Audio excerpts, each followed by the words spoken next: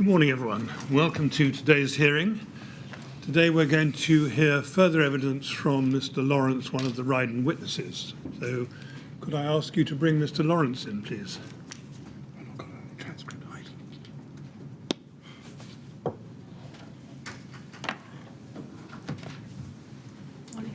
Good morning, Mr. Lawrence.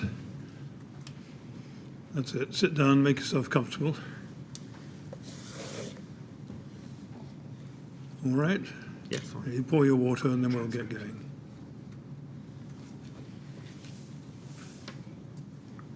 Right, ready to carry on? Yes, thank you. Good, thank you. Yes, Mr. Miller. Mr. Lawrence, good morning.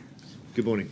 Can I ask you please to be shown RYD 14215. That's RYD 14215 at page 3, which is the Schedule of Architectural Services that you sent to Studio E in your draft on the 17th of April 2014, if you remember. And it's the one which Studio E sent back to you on the 30th of April 2014 with their comments on it. Now, it was never executed during your time on the project, but was it your understanding that these services were those which Studio E had agreed to provide to Rydon? Yes. Yes. Looking at page 3, can we look together, please, at paragraph 8, which says, seek to ensure, you see that all designs comply with the relevant statutory requirements, including scheme development standards. Did you understand that Studio E had promised to ensure that all designs complied with the relevant statutory requirements? That's what I would understand by that, yes. Just not the health technical memorandums. And did that include the building regulations? That's how I understood it, yes. Was that not rather more than ensuring only that a design conformed with architectural intent? That is more than Yes. just the architectural intent, yes. How could you be confident that even though a design might conform to architectural intent, it would also comply with the building regulations?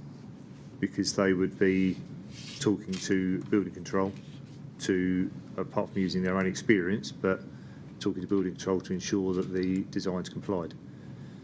Was it your understanding that when Mr. Crawford stamped a drawing conforms with architectural intent, so A, he had already talked to building control or got some sort of approval from building control before doing so? You would like to think that he would use his knowledge and expertise to highlight if there's any issues, whether he would have had that fully signed off by building control before it started to be constructed.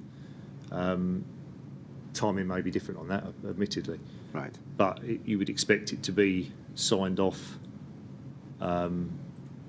shortly afterwards or thereafter. Did you ever discuss with Neil Crawford how his architectural intent stamp that we looked at on Thursday would operate as an indication that he was satisfied that the design complied with the building regulations? I don't know. I don't believe having specific conversation about it, no. Unless you had made sure that Studio E wasn't just checking for architectural intent, but also for statutory compliance, as Studio E had promised, as we see here in the schedule, unless you'd made sure, how could Rydon in turn be sure that Rydon had given the TMO what Rydon had promised under the contract with the TMO? Sorry, can you? Yeah, unless you'd made rephrase sure that? Yes. that Studio E was doing rather more than just checking for architectural intent, but actually making sure that the designs they stamped, A, were compliant with the building regulations, how could you be sure that you, Rydon, were giving the TMO what you, Rydon, had promised under your contract with the TMO? Because we had the building control as well, that were one of the third-party, obviously, checkers and signing off. So we had several layers of checking of the information. To your knowledge, did building control check the designs marked by Studio E before they proceeded to construction? Possibly not, as I said Right. previously. Did you realise that by laying off to trusted subcontractors the job of ensuring that all designs complied with statutory requirements, And if Rydon had no means of supervising or checking that the work had been done properly, Rydon was assuming a risk of non-compliance and therefore breach of contract with the TMO. Well, all the works would be checked and signed off before completion, and would be checked by building control at the very least, and others, as the works progressed. So I don't think there was ever any thought that we would not be compliant and we would not be fulfilling our obligations to the TMO. Wouldn't it be a little bit late, though, to leave it to building control to sign off? Well, we've employed in this particular instance, when we're talking about cladding, we've employed a specialist subcontractor who we believed, is specialist in their field, who we believe to be competent, and we believe that they would, as a specialist, would understand all the rules and regs relating to their specialism. In the same instance, we would be looking to a gas installer to understand the gas regs. It's the same principle. The designs would obviously then be overseen by, or will be checked by, Studio E. They would then be checked by building control, and then the process of construction, there will be numerous checks by not only the specialist subcontractor who's installing, ourselves, clerk of works, building control. So we believed all those layers of quality control and checking were in place, and that's how we would comply. Right.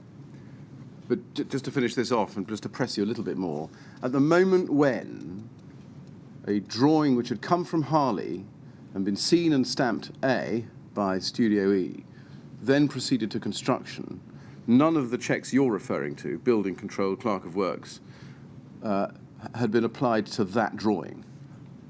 That they may not have been to every drawing at that time, no. How much of Rydon's business in 2014, to your knowledge, was design and build? I would imagine a fair proportion. I couldn't tell you exactly how much. Can you tell us how much, roughly, even? I wouldn't have, you know. Right. If you didn't have a design team in-house or any in-house expertise for design, how could Rydon operate a design and build business? Because they relied on third parties to do that, which in my experience is standard throughout the industry. Yeah.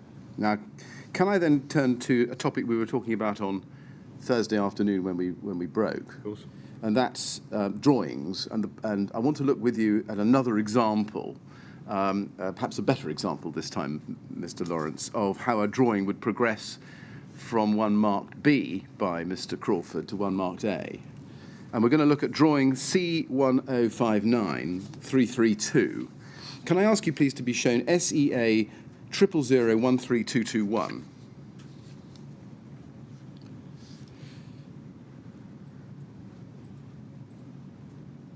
Now this shows that on the 29th of May 2015, if you look at the second email down on that page, you'll see that Mr. Lamb sends an email to you, to you, yep, copied to Neil Crawford, Ben Bailey at Harley's, and Mr. Ankle Jones and Mr. Stapley also at Harley's. And he says, Neil, please find attached drawings for the crown element for approval. So although it's sent to you, he calls you Neil. And you, he responds, you see just above that, copied to you and Mr. Lamb, back to Mr. Lamb on the 12th of June. Hi, Kevin, please find attached comments on the crown drawings. So Mr. Crawford responds to you and Mr. Lamb, and he attaches a drawing detailed SEA comments, and we can find that at RYD 3043547. If we could just please have that. 43547. And you can see that here is C1059332. We get that number right at the very bottom. You can't, I think, see it because it's obscured by the page mark, but it is that. And it's in revision, you see, and it's rev date notes. And you can see that it's been marked B and has comments on it. You see that? Yes. and you can see what the comments are. The details of the comments don't matter for the moment. Let's just follow the story of this document then through. That's marked B, 12th of June. Then the next document is SEA 000-13262. That's an email of the 1st of July 2015. If you look at the last email on that page, Kevin Lamb to you, copied to Neil NSBS EU, whoever that is, Daniel Anketell-Jones and Ben Bailey and Mark Stapley, and Neil, please find attached revised coping detail to the crown element. If you could have a quick look and pass your comments, we shall then reissue the whole of this element for construction based on your previous approvals. Having a shorter coping will allow it to run between columns, etc. And then we can see a few hours later, Mr. Lamb realises he sent the email to the wrong Neil and sends it to Neil Crawford, not copied to anybody else. Neil, wrong Neil below Kevin Lamb. You see that? Yes.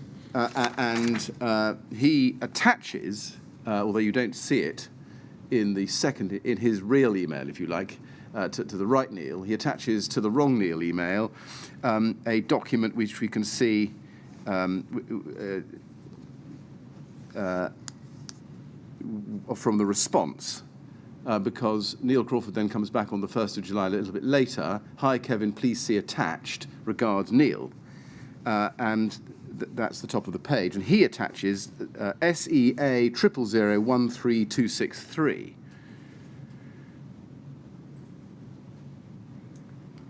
And that's a clean document marked A this time. And you can see that it's called Revision A, 1st July 2015, Coping Redrawn. You see that? Yes. So it's now got A.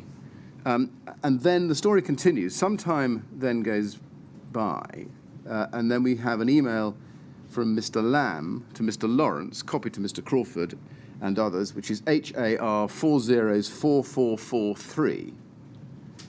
HAR 404443, which is an email of the 26th of August. It's the second email on that page, from Mr. Lamb to Mr. Lawrence, copied to Neil Crawford and others at Harley. Neil, main entrance adjusted as per your further comments this morning, cladding drawing just with additional set out for information for the installers. And then you can see 2 days later, 28th of April, top of that page, Neil Crawford to Kevin Lamb and you, copied to others at Harley. Hi, Kevin, no further comments as attached. And there is an attachment to that email. That's at SEA 403310,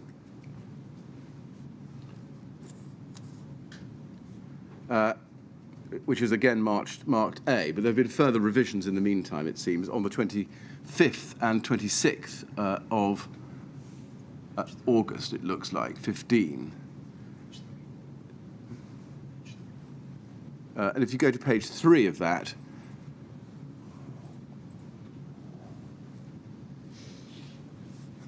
you can see what we were looking at before, again marked A. So that's actually the document I wanted to show you, page 3. Now, we haven't been able to find any further revisions of the drawing or any approval from you relating to it at all. The Kevin Lamb drawing register, just so you know, which for our transcript is BSD 50938, records this drawing, the one I'm showing you here on this page, as having been issued as revision B on the 26th of August 2015 with status as construction. So we can see that it proceeded to construction based on this drawing. Now, on what I've just taken you through, where you can see it proceeding from B through to A through to construction, would that be a typical run of communications relating to changes in the drawing going from B to A? That should be a typical run, yes. Where the communications appear to have been from Kevin Lamb at Harley to Neil Crawford, with you essentially just copied in. Yes, yes. That was what was agreed from the outset. It was agreed from the outset, was it? When was that agreed? Do you remember? Well, there's an email somewhere that's well, I don't know who it's from, whether it's from Studio E, from Harley, asking whether one can talk to the other, and me saying, yes, of course, please copy us in. Right, okay. But just to make absolutely clear the answer to my question, this run is a typical run, is it, at the time? I would assume so, yes. Yeah, okay. Now, I just want to ask you a question or two about proceeding to construction by reference to a different drawing C1059-223. Now, this is at HAR 404590. Now, this is an email from Kevin Lamb on the 20th of October 2015 to you, copied to others at Harley, and Neil Crawford at Studio E, as you can see from the very last copy addressee, subject Grenfell, and then there's a wodge of drawings, and the text says, Neil, please find attached GF curtain wall elements for comment stroke approval. And he attaches, as I say, a large number of drawings, one of which, and it's in the second line in the middle, is 855C1059 GA model 50223. Do you see that? Yes. Now, if we go to that drawing, it's at SEA 403316, please.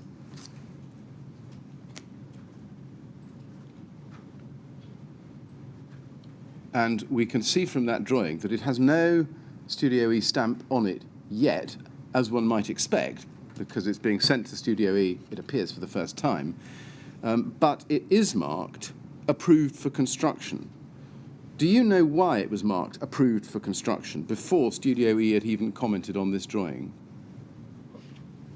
I don't definitively know why, but I would assume that it was a Harley internal process to say it's ready to go out to be checked, but that would be my guess.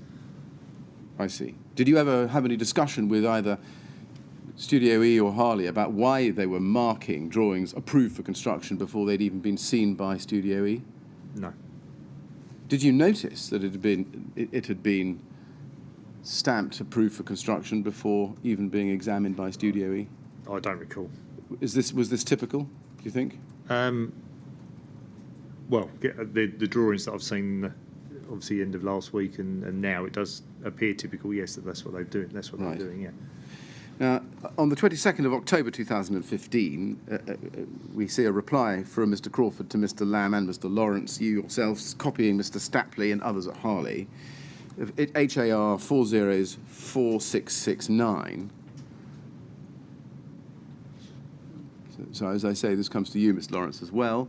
Neil Crawford and Kevin Lamb is the first addressee, you're the second, others at Harley copied. Hi, Kevin. Please see attached comments on ground floor. And he attaches to that email a single document of the collated marked up drawings. Let's just have a look at that. That's HAR 404670. And if we can go to page 3 within that, we can see, yes, there it is. We can see that this is drawing 223. And now Neil Crawford has added his red stamp marked B, or ringed B on it, with some comments. You see that? Yes. And let's look at the next document, HAR 404743, which is an email from Kevin Lamb to Neil Crawford at Studio E, copied to others at Harley. But it appears not actually copied to you. Now, you would, of course, would have left by this time, I think. This is 26th of November 2015, but Stephen Blake, I think, had taken over your role on this project at this point, hadn't he? Yes, correct. So I'm just to draw to your attention the fact that nobody from Rydon is actually even copied into this email. And he says, Neil, please find attached GF curtain wall drawings revised in accordance with your comments. And then he makes a note. And on the second entry down, drawing 222 to 228, so that would include 223, he says, we have increased the mullion to 550, where vents are installed as this is the minimum possible. And he attaches a drawing, and I just want to show you that, SEA 3013639.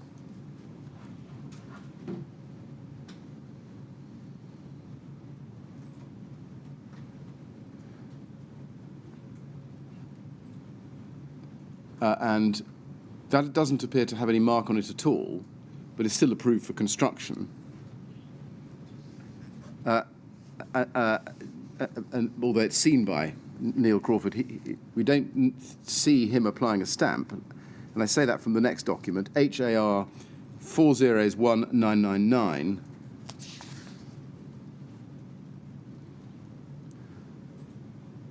This is an email from Ben Bailey forwarding the email to AGF.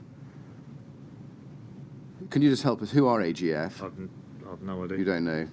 He says, Mike, Lucy, please see our construction issue drawings attached for Grenfell Tower.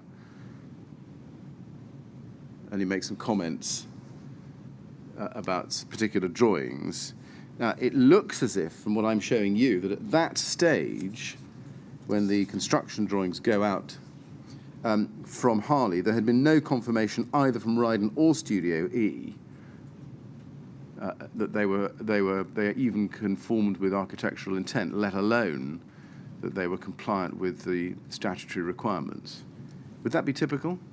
Can we just, sorry to cut across, can we just go back to the first drawing that was stamped by Studio E? Yes, Was that that's quite a lot of drawings? I'm getting lost there. Was that stamped B? That was stamp B. Comments? So that, do you want to see that again? Yes, it's HAR. Sorry if I may. No, of course, HAR 404670 at page 3.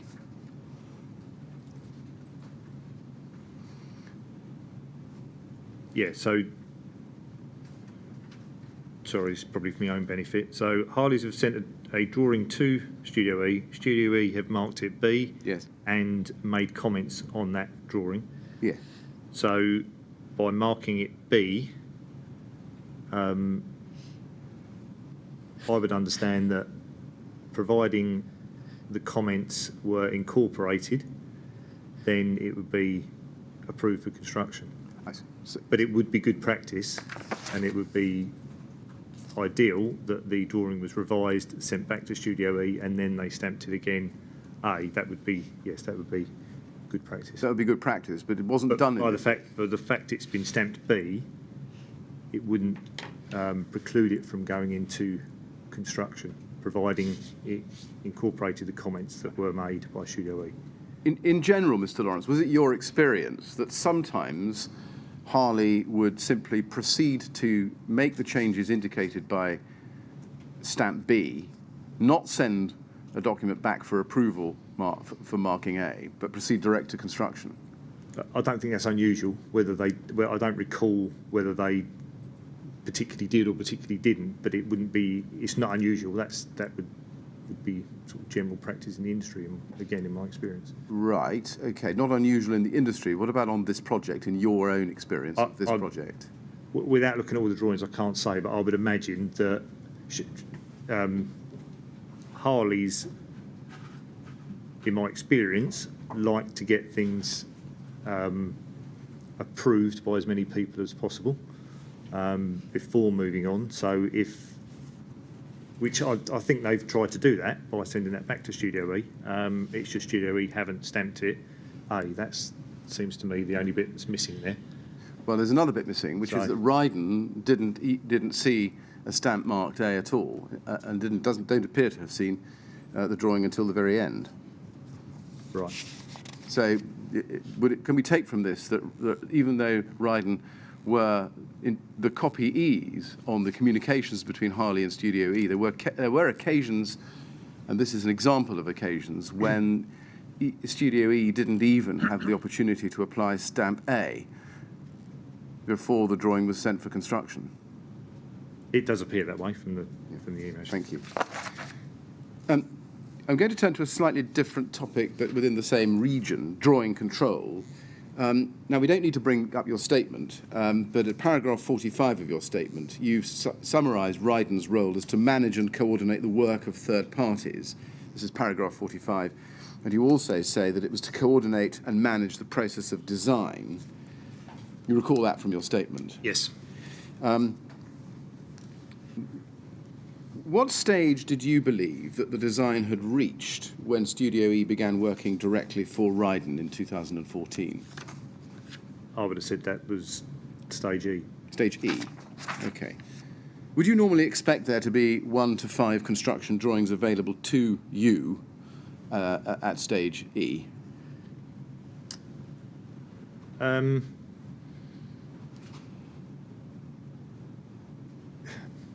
Yes, I would, to get to the completion of technical design. But you often find, particularly with the Reba stages, that there is a well, there doesn't. There seems to be a bit of float. It's not quite a hard and fast rule. So I think there was enough detail that I would say it was stage E when it came across. Whether there was absolutely everything that ticks every single box to say it was the right sections, the right etc., then possibly not. I follow. But without checking, sorry. By the time the design on this project reached RIBA stage E, there were no 1 to 5 scale drawings produced by Studio E, showing, for example, the detail of the cavity barriers around the windows on the tower. Did you know that? I'll have to take that as read, yeah. I'm not sure I recall one way or another, to be fair. All right. But sorry, with the cladding specifically, they would be relying on, obviously, the specialists to add further detail Yes. to their information. I mean, can we take it that one of the things as an incoming design and build contract manager you would be looking for at stage E when coming in would be 1 to 5 drawings? I don't think it'd be as precise as that. I think you would look at the design overall, and designs particularly around areas where we had third-party specialists looking at. I would expect them, if there was any detail that they didn't have, I would expect them to flag it up, and bring it up from the start. Were 1 to 5 scale drawings not necessary? Didn't you think they were necessary in order for you to be able to progress or coordinate the progression of the design as between Studio E and Harley? Not at the start of taking the project over. No, not necessarily. Right. At what point did it become necessary? It would progress. It would, design and build typically, and this won't be always, but typically some form of construction starts before the full design for the building is completely, completely finished and complete. So I would take that as a work in progress that will be dealt with Studio E and Harley through the early stages of the project. But did you not think it important to be involved in that so that you could make sure that at whatever stage they thought it was necessary to have 1 in 5 scale drawings, you saw them? Well, I've got a specialist subcontractor that's designing and installing. It's key that they have the drawings that they need to be able to design and then eventually install. So I would expect, if they didn't have the drawings that they needed, I think that would be part of the design process as it started, to be fair. Yeah. I think reliance on a particular type of drawing, as in 1 in 5, there are many more drawings and types of drawings that go into the overall, and reliance just on 1 in 5s. I don't see how that's quite as important as any other particular drawing. Well,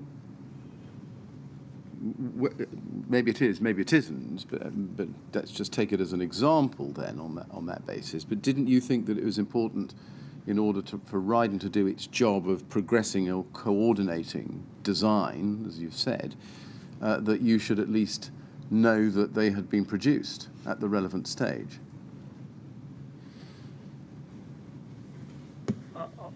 Yeah, I don't see it as significant as perhaps you're suggesting there, because of the design process.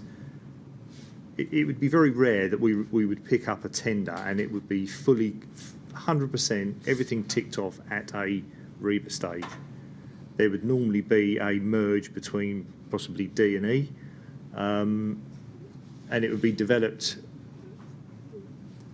It could be developed to, could be developed to D, it could be developed to E. It would, the further the client progresses the design, the better and less risk they have financially, obviously, when they go out to tender.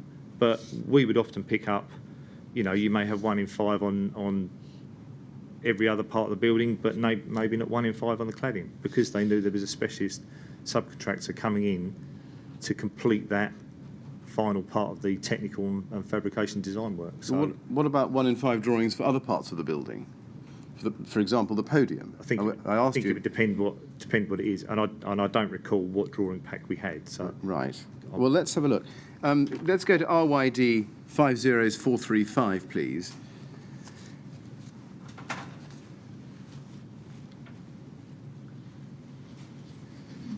This is the pack of as-built drawings issued by Studio E for Grenfell, and its title is As-Built Register and Issue Advice, Grenfell Tower Refurbishment Project. See, and if we can go to page 27 of that document, please.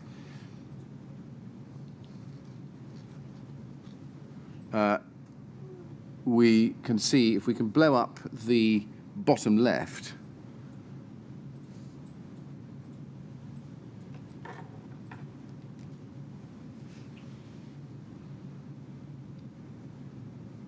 we can see, and I'm afraid you've got to turn your head a bit, it's in landscape, but it says as built. Do you see that at the bottom left? Just above Studio E Yes. Architects Limited. So this is an as-built drawing, and it's entitled Detail Section Sheet 1. And you can't quite see that, but well, you can see it actually again in the bottom corner if you turn your head. It's 4 entries down in the same box. Can you see that, Mr. Lawrence? Yes. So we can see what it is. So, but we can also see, and I'm sorry to make you move your head. I wonder if we can turn it into. That's fine. Back into landscape. We can also see that the drawing shows in a number of places that the cladding was detailed as zinc composite rain screen panel. For example, top left-hand side, if that could be blown up for you. Can you see at the very top entry, underneath the big 01? Yes. It says zinc composite rain screen panel. And again, 2 bullets down, H92 zinc composite TBC rain screen panel. You see that? Yes. There were no zinc rain screen panels installed on Grenfell, were there? Not to my understanding, no. So this as-built drawing was inaccurate in that respect. It does appear that way, yes. That's a serious mistake, isn't it? Yes. Can you account for it? No, because I'd left long before the as-builts were completed and issued. That is true, but you have no explanation for that yourself. No. Can you help me with this, Mr. Lawrence? I noticed, looking at the box in the bottom right-hand corner, which we might be able to get back. Not sure whether we can or not.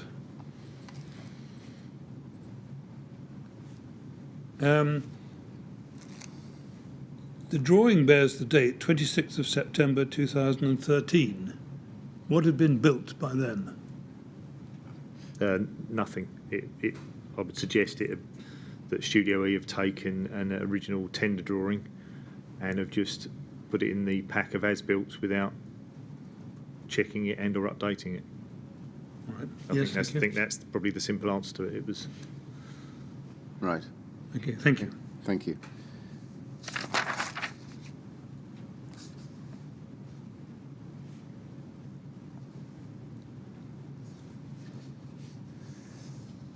Can I ask you to look back at the contract which Rydon had with TMO that you entered into in the October of 2014, 30th of October, TMO 1004171.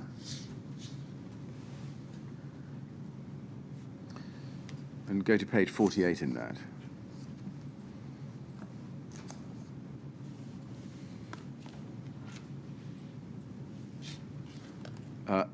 Now, you can see S1.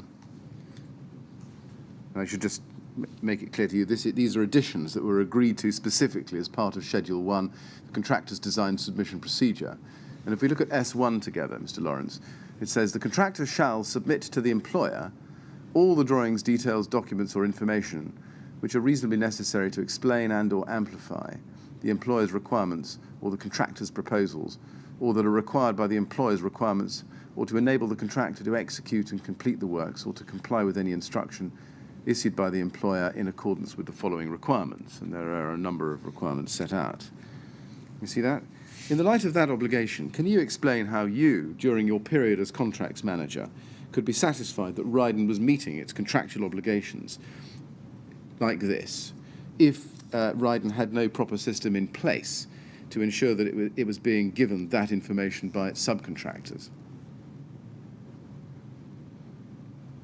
It would be controlled by the lead designer. So all drawings would go through the lead designer, i.e. Studio E. And what system did Rydon have in place during your role as contracts manager to ensure that Studio E had the right drawings so that you could in turn submit them to the TMO? The only drawings that Studio E would be getting that weren't their own were the several specialist subcontractors with design liability, which in this case I think was only, or relevant to Studio E architecturally, I think was only Harley's. And Harley's were obviously carrying out the work as well. So I would expect that Harley's would produce the technical drawings that they needed to enable them to actually build the project. And if there was any details that Studio E required, I would expect them and Harley's in a collaborative way to be asking each other questions and understanding that they both had the full information they needed from each other. Right. So your role was essentially reactive to whatever they were doing. Was that a fair way of describing it? Reactive in what? You were a recipient, but relied on them to provide you with things rather Yes. than actually you pursuing them. Yes, and I would only, generally, or any of the team generally would only get involved if there was a detail that we either didn't have and realised that we didn't have, or that you had Studio E saying that Harley weren't producing stuff, or vice versa, which I don't remember being the case. But What systems did Rydon have in place to control and manage requests for information, RFIs, both from package subcontractors and from consultants? yeah, I can't recall their precise. I can't recall their precise system, but they probably had one. It's normal practice. Right. Well, let's see if we can just pursue this a little bit. In his oral evidence to the inquiry, Mr. Ashton said, and this was day 17, page 22 at line 5, and I'll just quote. We can go to the transcript, Mr. Lawrence, if you need it, but just bear with me. He said, on some projects, the project manager insists on a monthly progress report from all the consultants. That sort of structure didn't apply to this project. That type of regime is highly desirable on any project of any significance. Do you agree with that?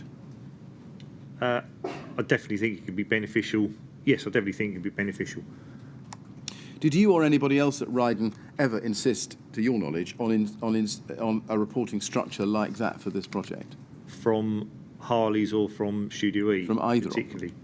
Well, Harley's, there was, I believe, the site held weekly or monthly meetings with them.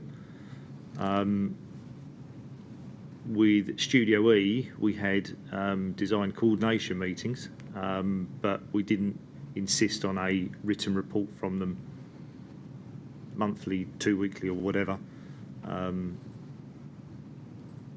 No. Yes, we've got the notes of those. But beyond that, I think the answer is nothing. Correct. Yes.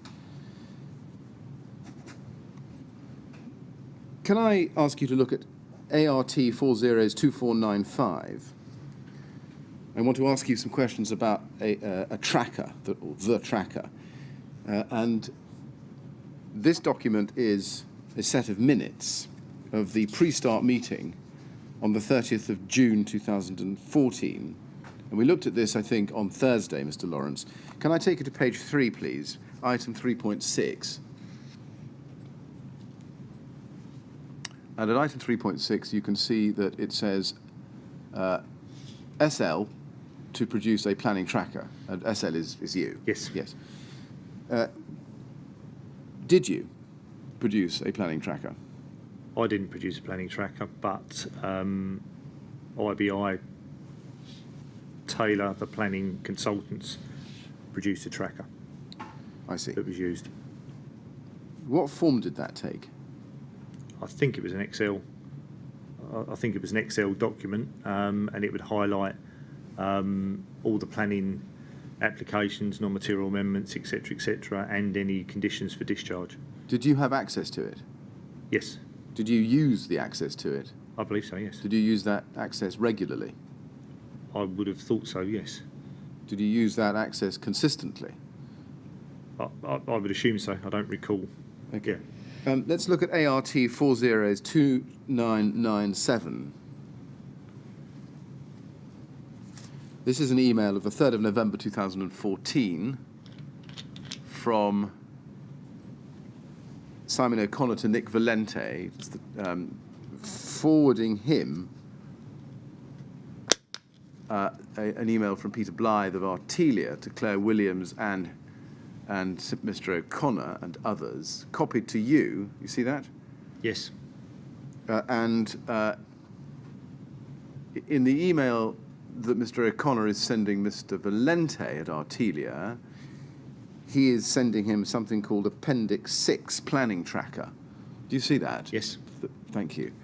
Now, that document is at RYD 3015405.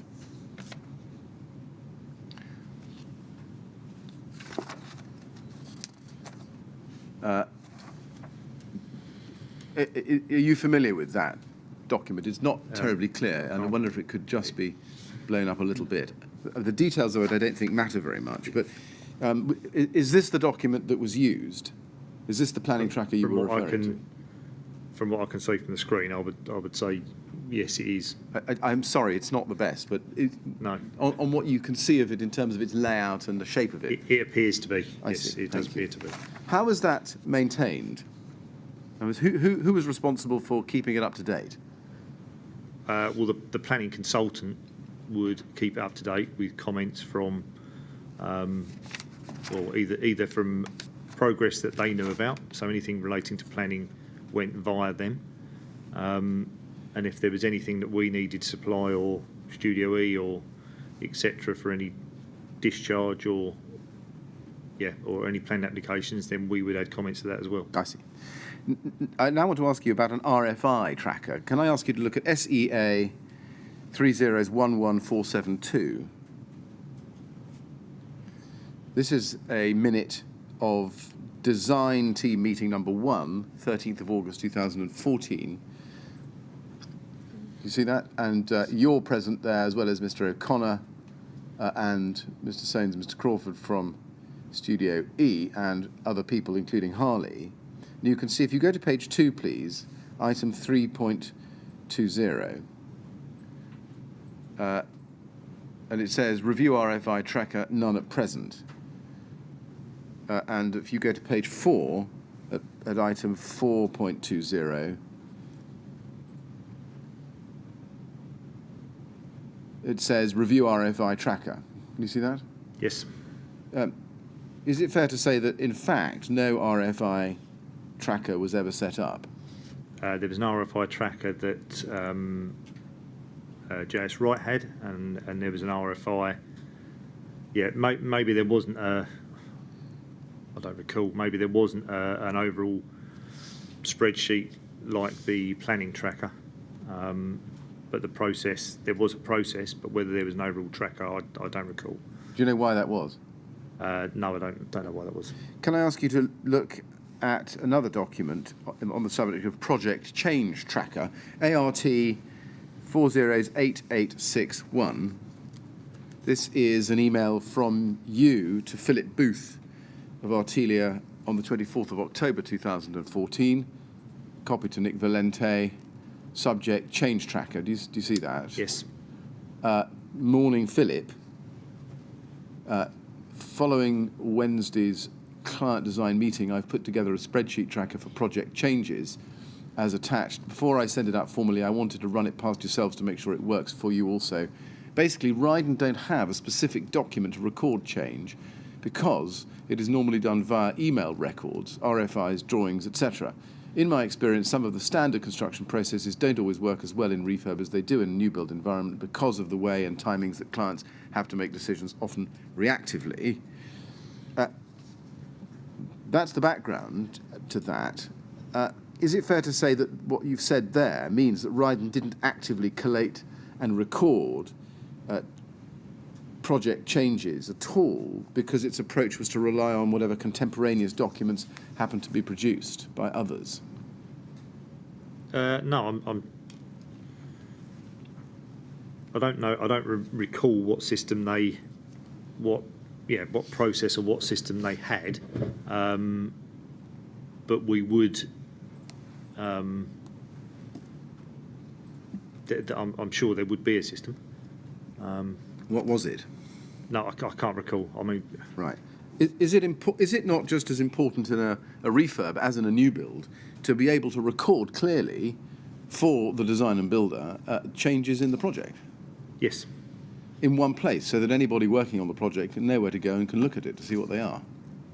Yes. Yes. And that would help the client stay on top of its spend and be able to make informed choices. Yes. So the absence of a project change tracker would be a serious gap, wouldn't it, in the information records? There is a project change tracker because I've attached one to the email. But you also say in the email that you don't have a specific document to record change because it's done by contemporaneous documents. Just to clarify this, the project change tracker is one that I'd set up. It wasn't a Rydon document, it was one that I'd set up. Right. To try and there was a lot of significant change at the start of the project, which you'll be aware of. Windows, cladding, planning, etc. So I wanted to set up a document where we could record the major change that was happening because there was a significant amount. So I set that project change tracker up.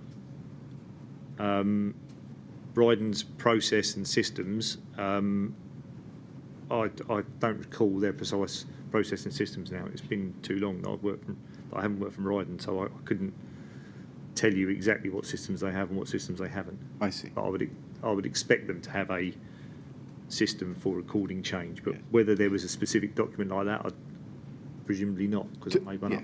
I was going to go on to pick up the rest of the email with you because you say you've put together a hybrid form from several others you have with the aim that it can serve as a record and audit trail of what has changed and why.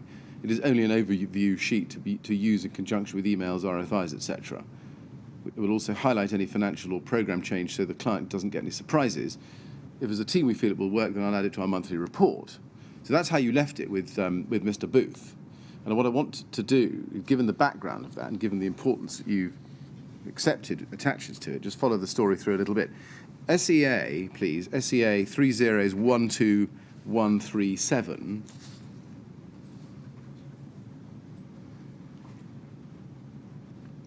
This is an email.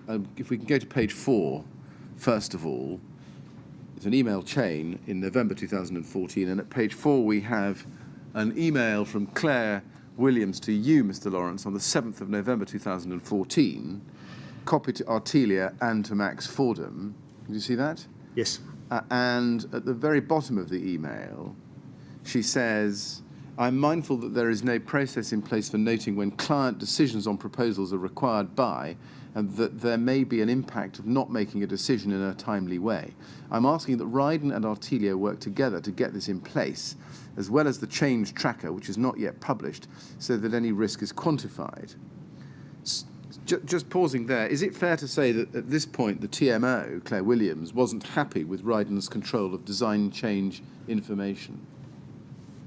I don't know. I can only assume the same as yourself what the email is implying. Right. I'm just asking to see if this triggers a recollection on your part as to the background to what she's saying there. Can you recall? No, I don't. Okay. Let's look at the next email, which is ART 408915.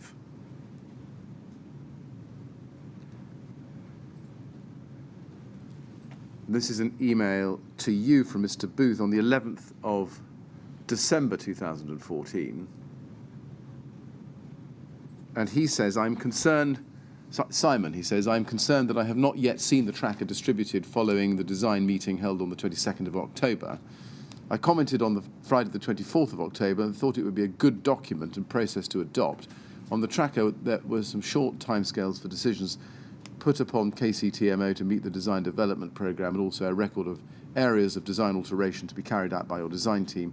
I'm concerned that because the tracker hasn't been seen, some of these deadlines may have been missed. As we agreed at the meeting, Rydon are responsible for managing the design development process and for seeking approval for alterations to tender designs and comments on for construction drawings. I just want to make sure that appropriate and fair time is given to Max Fordham and TMO to review and comment on drawings. There have been some difficult, quick decisions required recently for TMO, Windows metering, and I want to ensure that going forward, these type of things are avoided or recognised early to give time. The tracker, I understood, was also the process you were going to use to record design changes, decisions required, and approvals. Was Mr. Booth's understanding that he was setting out in this email to you correct about the purpose of the tracker? I believe, I would say generally yes. Yes. So the tracker that I'd set up was initially just to capture the large and significant design changes that were happening at the start of the project, driven by the client. And then I don't fully recall, but I think the TMO and probably Artelia then had comment that we could add some additional columns, and it could serve as a wider document for all to use. So, was your tracker adopted? I believe so. Did Artelia have any comments about whether it was practicable to use it? I think the email in front of us suggests that. Yeah, but I don't recall any specific conversations one way or the other, to be fair. You're quite right. The email does suggest that. My question was perhaps a poor one. Were there any later conversations after this email about the practicability of using your tracker? I don't recall. Let's just look at one or two of the versions of the tracker document. Let's start with ART 402939. This is the version of the tracker document as at the 23rd of October 2014, so before the email we've just looked at. And this is called Rev A. Is this the tracker that we've been discussing? Yes, it does appear that. Right. I don't think that's the full amount on screen, but No, yes, it isn't. that. Yes. No, I mean, we can look Yes, at other sorry. pages No, that's if you fine. like, but just to show it to you. Right, I see. And then there's another one dated 17th of November 2014. That's ART 403086, please.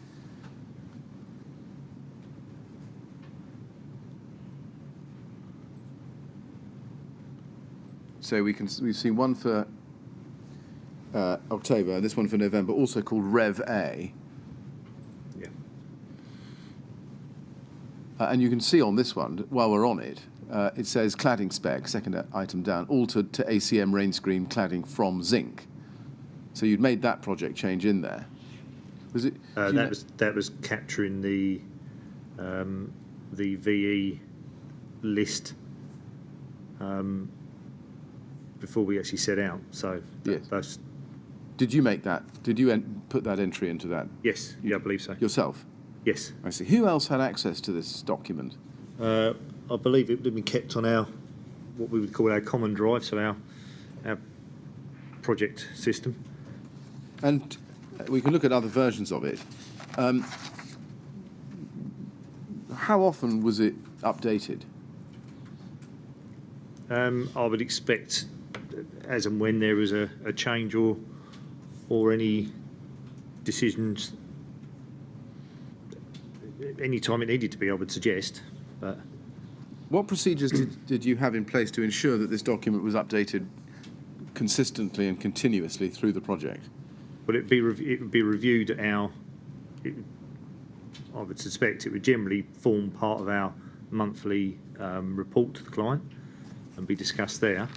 Right. And it would be updated. I would expect I'd have updated it prior to issuing those documents to the client ready for the meeting. At the moment, The intention of this change tracker is really to pick up change that affects program and or cost. to the best of your recollection, and you said a moment ago it would be reviewed generally monthly.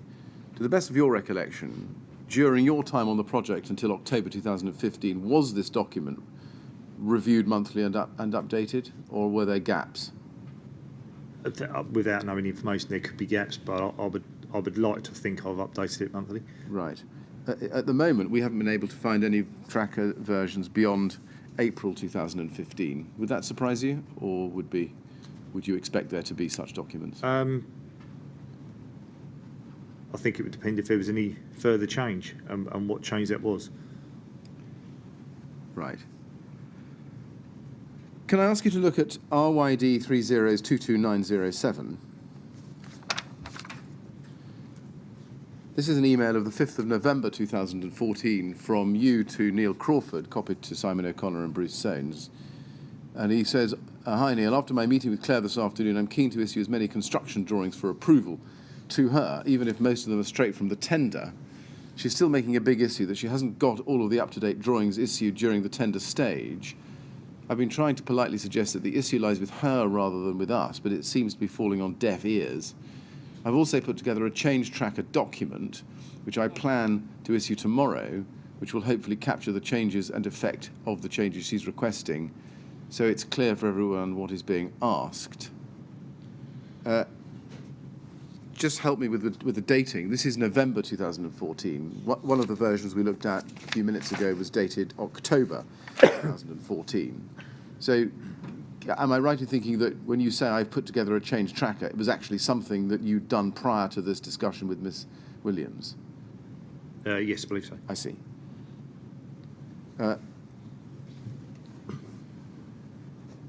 To what extent, if at all, was your compilation of the tracker or the perpetuation of its use driven by the desire to keep the TMO off your back? No, I thought it was a useful document. So it wouldn't just be issued to keep them off my back. It would be I put it together to help everybody in the project, so we could track the significant changes that were being made early stages. Yeah, I see. Did Miss Williams have access to that document? She would have had via the monthly minutes, I would suggest, but we didn't. I think, as we said on Thursday, we didn't have a project online portal that we stored all the information on that every party could get to. No. I see. I see. As far as you're concerned, though, she knew it, did she? And she could ask for it if she wanted it. Yeah, of course, yes. Can I ask you to turn to ART 403710 then? This should be the minutes of a progress meeting number 9 on the 17th of March 2015. and Ms Williams is there, as are you, Mr Lawrence, and others from Artelia as well. And if you can go, please, to page 3, we can look at item 8.1 together. Valuation certificates is the heading. And then in the third paragraph, ART, that's Artelia, expressed their disappointment for not receiving all cost information in time for ART to review and for TMO to make their decisions. Some costs have now been outstanding for several months. This is not acceptable, so is impacting on the project. This is all repeat. Can you explain, given the existence of the tracker, why it is, or why it was recorded there, that Artelia were disappointed in not having all their cost information in time to review and for the TMO to make their decisions? No, I can't. I don't know what that's relating to specifically. Right. I'm going to turn to a completely different topic now, which is fire safety. Mr. Chairman, we've been going for just over an hour, but this is a fairly long topic. I'm happy to continue to an appropriate moment. When you say long topic, are you thinking? It'll go well beyond the 15 or 20 minute mark. Well, can it be broken yes, quite early to break? Yes, it is too early. I think it is too early to break. I'm just signalling that if the witness wanted to break at this point and you did, then we Well, could normally do that we'd now. go on a bit longer than this before we have a break. How are you feeling? I'm fine. Whatever's convenient for everybody else. That's very good of you. Thank you. Well, let's continue then. Let's continue, and then you find a point which you think is sensible. Very good. So, as you heard, I'm going to turn to a different topic, fire safety expertise. Now, in your witness statement, and I don't think it's a need to look at it, paragraphs 35 and 68, you refer to the TMO as having retained a fire advisor or fire safety consultant by the name of Carl Stokes. You remember referring to that? And you say that he was connected to the project. What was your understanding, even if in general terms, of his role, Mr. Stokes' role in relation to the refurbishment project at Grenfell Tower? I believe he was looking at the block as a whole and the fire risk assessments on behalf of the TMO for that block, and probably others, but we only saw him in connection with that block. I see. Were you aware that he wasn't contracted or retained or appointed to undertake any ongoing consultancy and or supervisory role in relation to the refurbishment?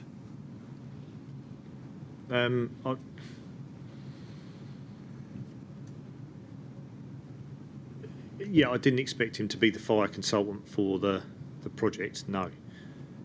But I did expect him to be the work on behalf of the TMO as their fire officer, should we say. I see. Did you ever speak yourself to Carl Stokes about the cladding or the insulation on the building as part of the refurbishment? I spoke to him a few times. Whether I don't know generally specifically about cladding. Did you make any notes of your meetings or discussions with Mr. Stokes? Not particularly, because they were generally fairly informal. He would come into the site office and speak to the other members of the team more than myself, because I wasn't there all the time. The only specific meeting that I recall was particularly regarding AOVs.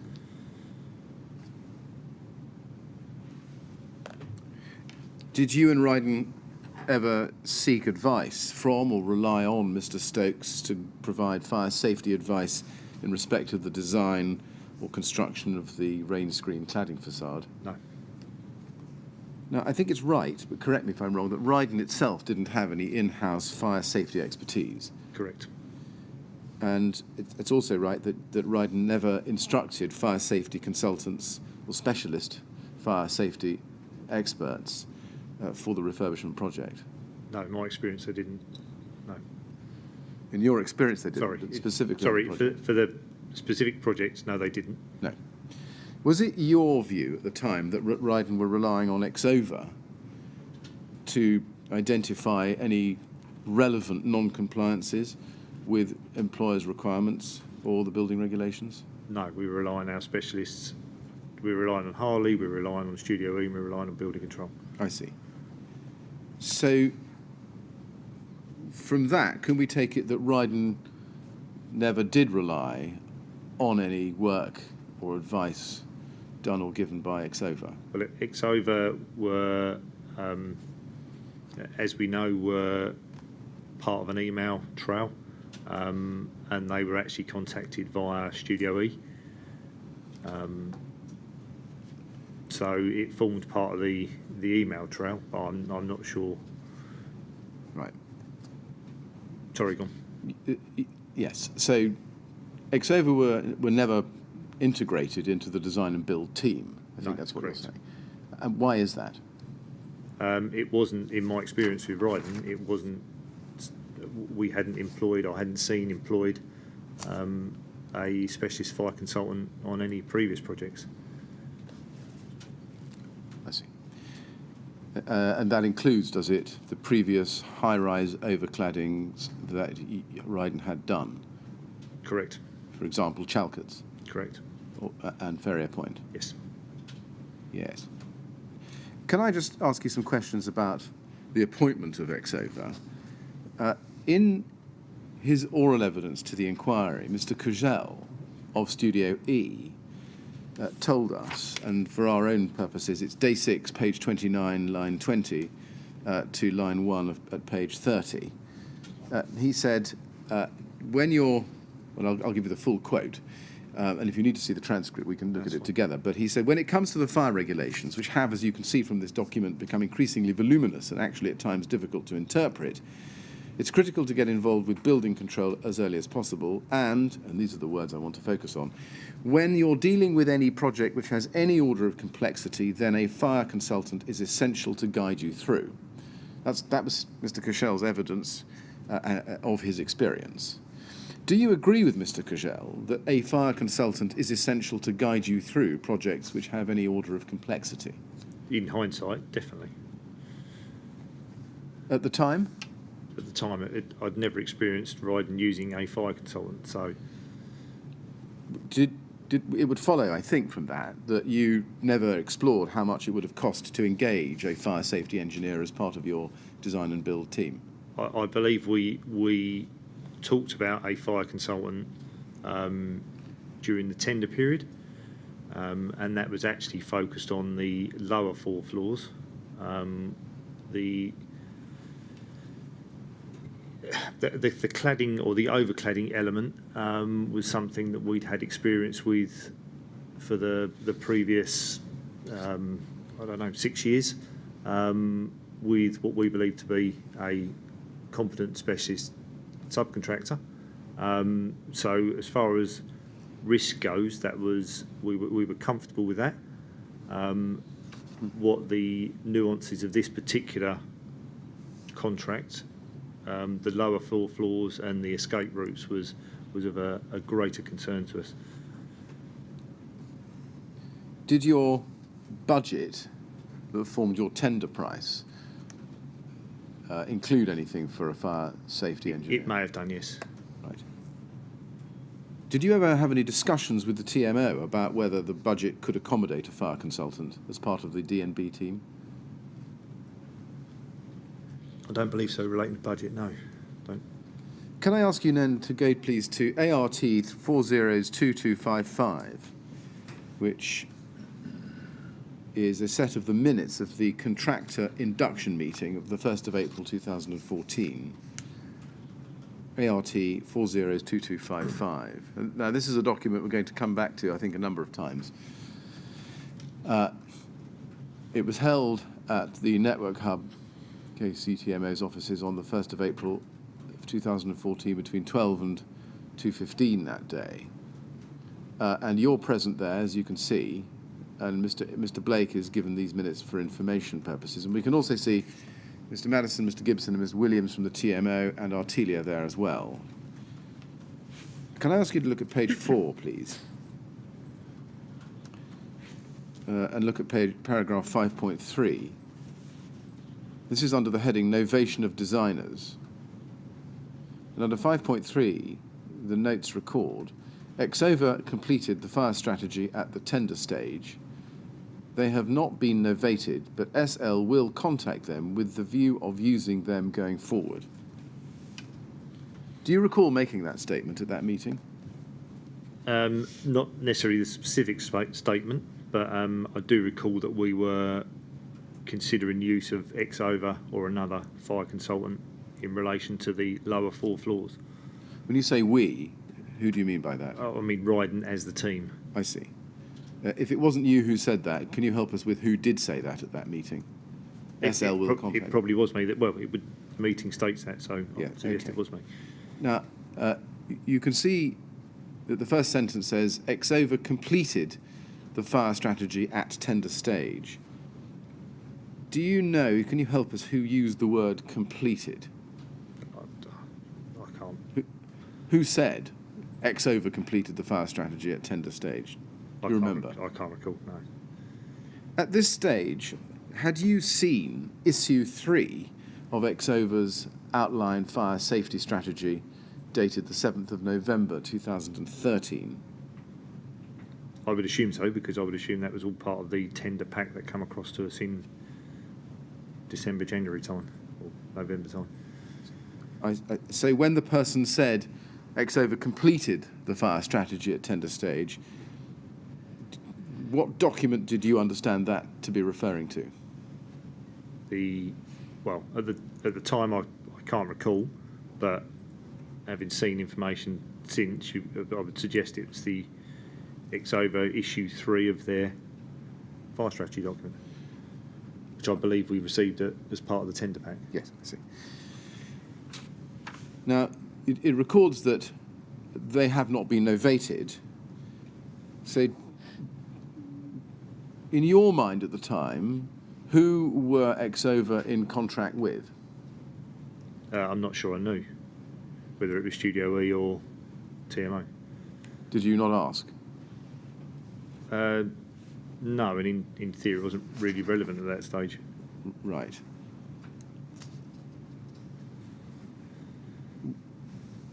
When it says they have not been novated, did that not indicate to you that you, at least, Rydon, weren't taking them on, and that therefore they would remain in contract either with Studio E or with the TMO?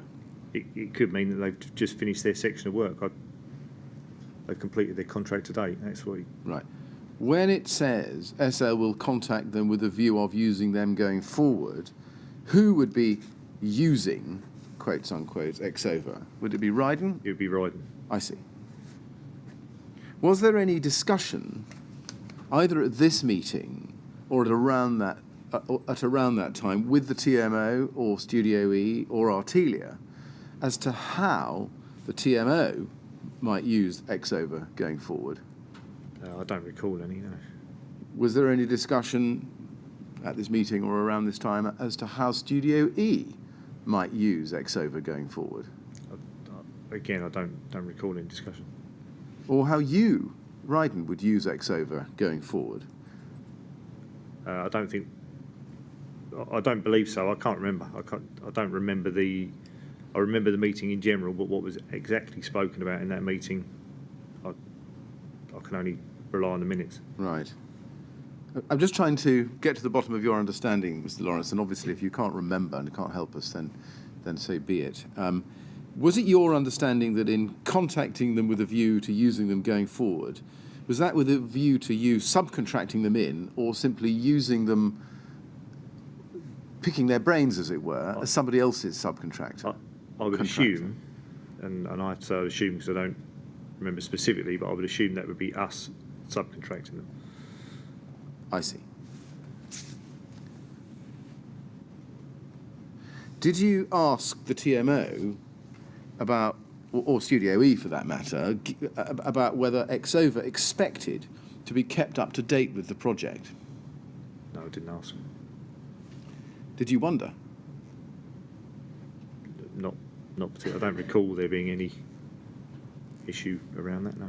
Did you ask the TMO, who were your client, to see the contract under which Exover had been retained, either by the TMO or by Studio E?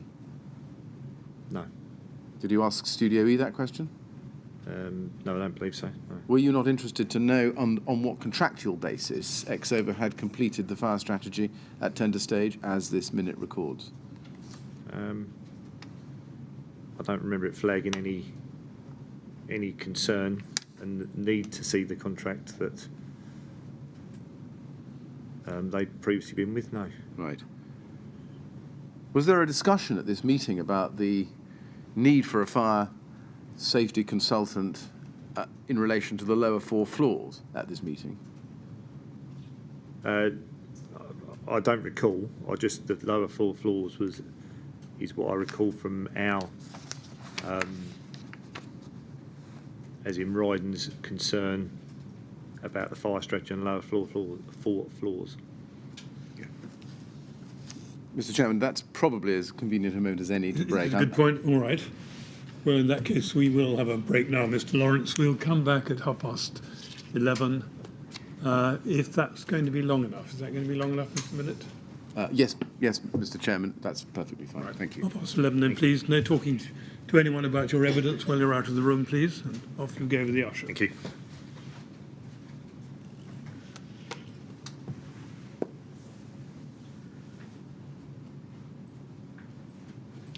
Good. 11:30, please. Thank you.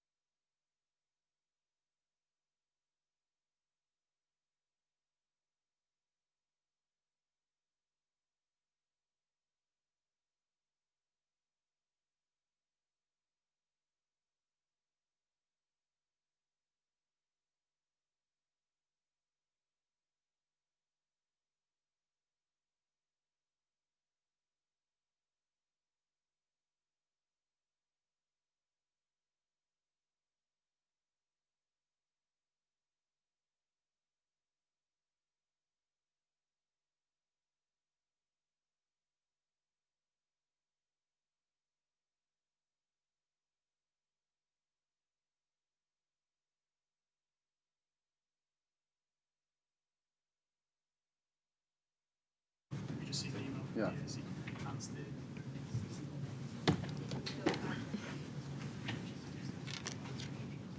Right, would you like to ask Mr. Lawrence to come back, please?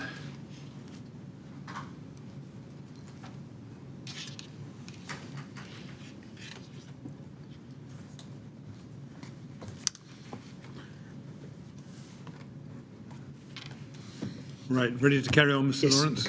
Good, thank you. Yes. Mr. Lawrence, I need to correct one or two things that I put to you this morning because a date is wrong that I put to you. Can I ask you, please, first to be shown ART 408915? This is an email we looked at this morning, and I think I put it to you that it was dated the 11th of December 2014. In fact, as was often, but not consistently, I believe, the case at this time, Artelia used an American dating system. And this, in fact, is dated the 12th of November 2014. And that would mean that the email or the document I showed you at ART 3086, which is 17th of November, which we looked at, was after this email, and not before it. Do you want let's just have a look at that document just to be absolutely sure, so that you're clear. ART 403086.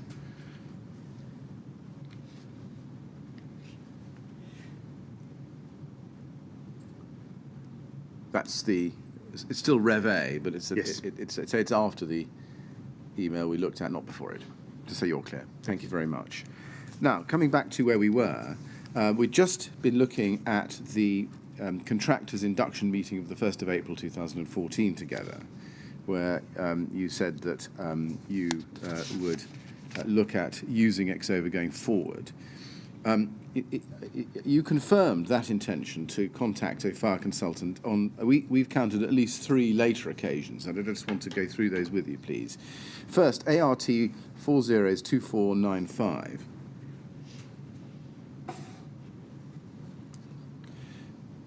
This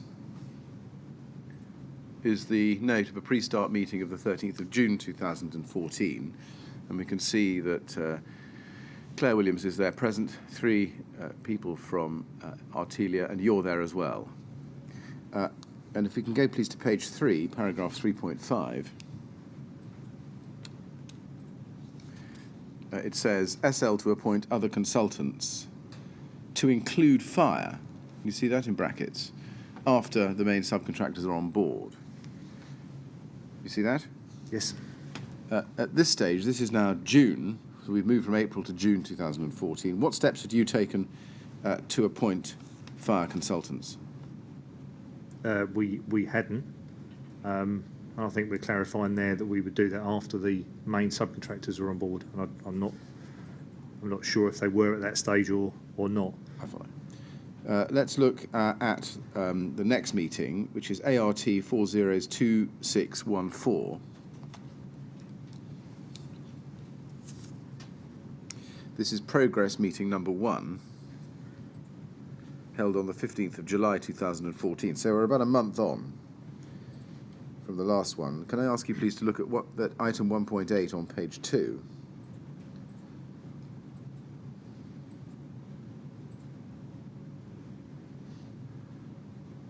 And it says again, it's the same rubric, SL to appoint other consultants to include fire after the main subcontractors are on board.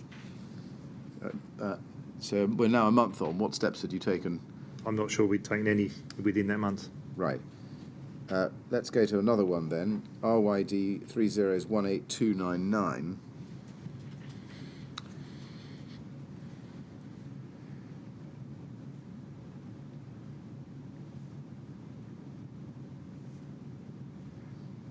RYD, yes, thank you. That's progress meeting number 3, held on the 16th of September 2014.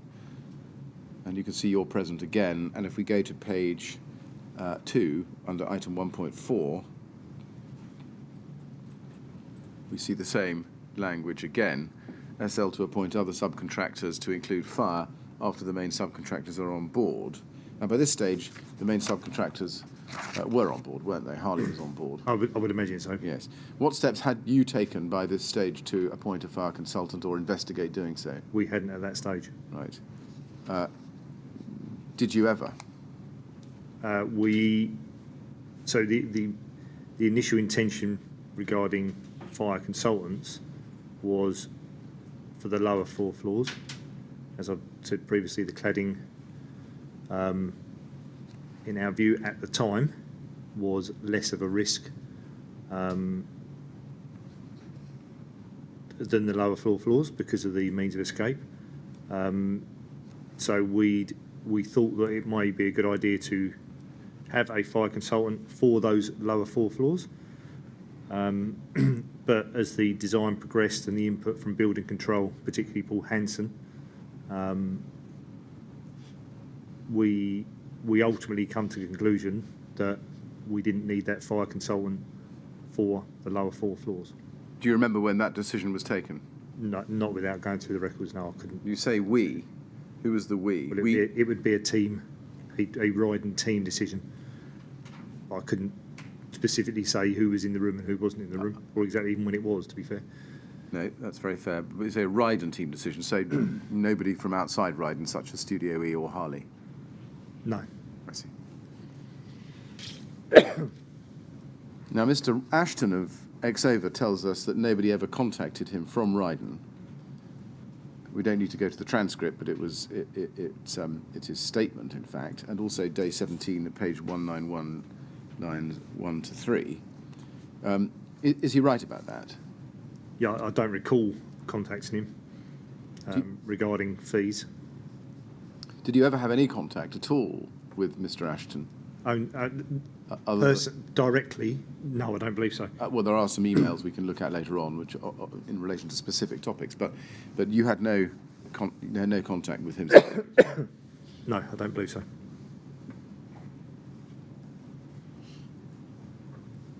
And I think you told us earlier, but just confirm that you didn't understand what the continuing contractual position was as between Exover and either Studio E or the TMO. Yeah, I didn't know that. And you didn't investigate it? No. Right. If you had appointed another fire consultant or Exover as a fire consultant, what would you have asked them to do? At the time, we'd have asked them specifically to be looking at the lower floors. Right. But we may have been more general than that and encompass the whole build, but possibly we would have just looked at the lower floors.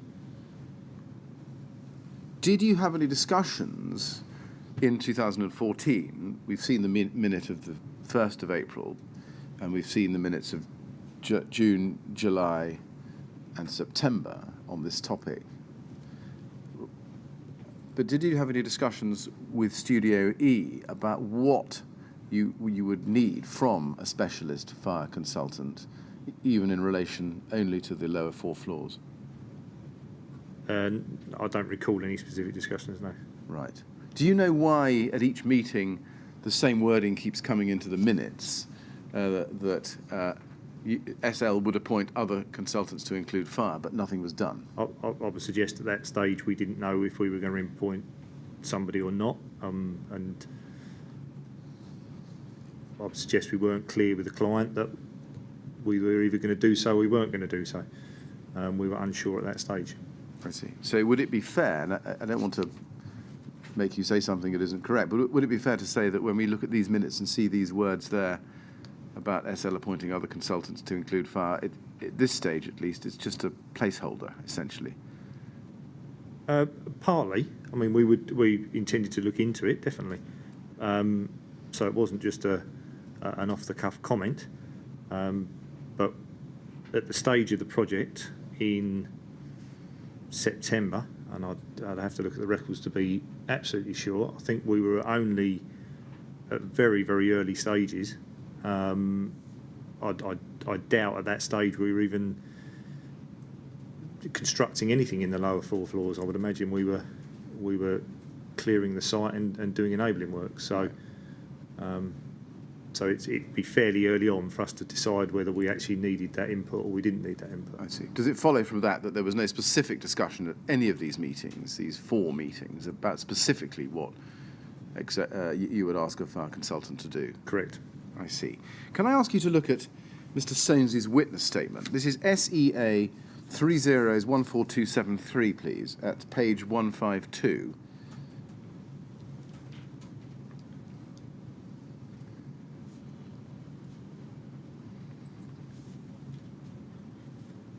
And I'd ask you to look with me, please, at paragraph 372.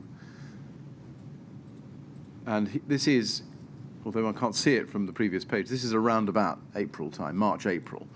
And he says, around this time, I believe I asked Simon Lawrence whether Rydon would extend Exover's appointment or appoint another fire consultant. Simon said that Rydon typically did not engage fire consultants on the basis that the strategy was established by the client's team, and as contractor, it was responsible for executing it. He regarded it as building control's responsibility to raise any concerns and satisfy themselves with the details of the submission. Did Mr. Soames ask you to extend Exover's appointment or appoint another fire consultant, as he says there? I think he's asking us whether we would, not actually that we need to. We may have had that conversation. I don't recall it specifically. Did you tell Mr. Soames what he says you told him here by way of a response? I think that's whether that's word for word exact, but I think that's a fair a fair explanation of how Rydon typically dealt with the issue of fire. Yes. And compliance. So you're not quarrelling with his evidence there about the gist of his your response to him? No, not the gist of it, no. Did Mr. Soames accept what you told him and leave it at that, or did he take you up on it? I think it was just left as that. I don't believe we had any further. Well, I don't recall any further correspondence from Studio E saying this is a service that is needed. So no, I don't think it went any further than that. Right. You see, Mr. Soames has told us that his recollection is that he queried what you were saying back to him, and that it came up more than once. And that's day 12, page 168, line 20. But do you remember that? I don't remember that, but I would expect if it was as serious a point as Mr. Soames is suggesting, that there would be emails relating to that. And I would suggest if he didn't get a response that he felt was appropriate from himself, then he would go further up the Rydon chain. Yes. So, yeah. If it's right that you did tell him that Rydon typically didn't engage fire consultants, as he records you telling him here at paragraph 372 and you confirming that the gist of it is as he said, if that's right, how can you explain that on the 1st of April you told the contract induction meeting that you would contact Exover with a view to using them going forward?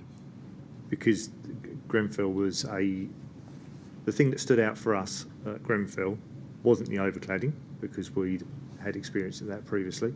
It was actually the lower floors and the works involved in changing the means of escape, obviously adding flats in there, demolition works, etc. So that was more of our focus and concern at the time.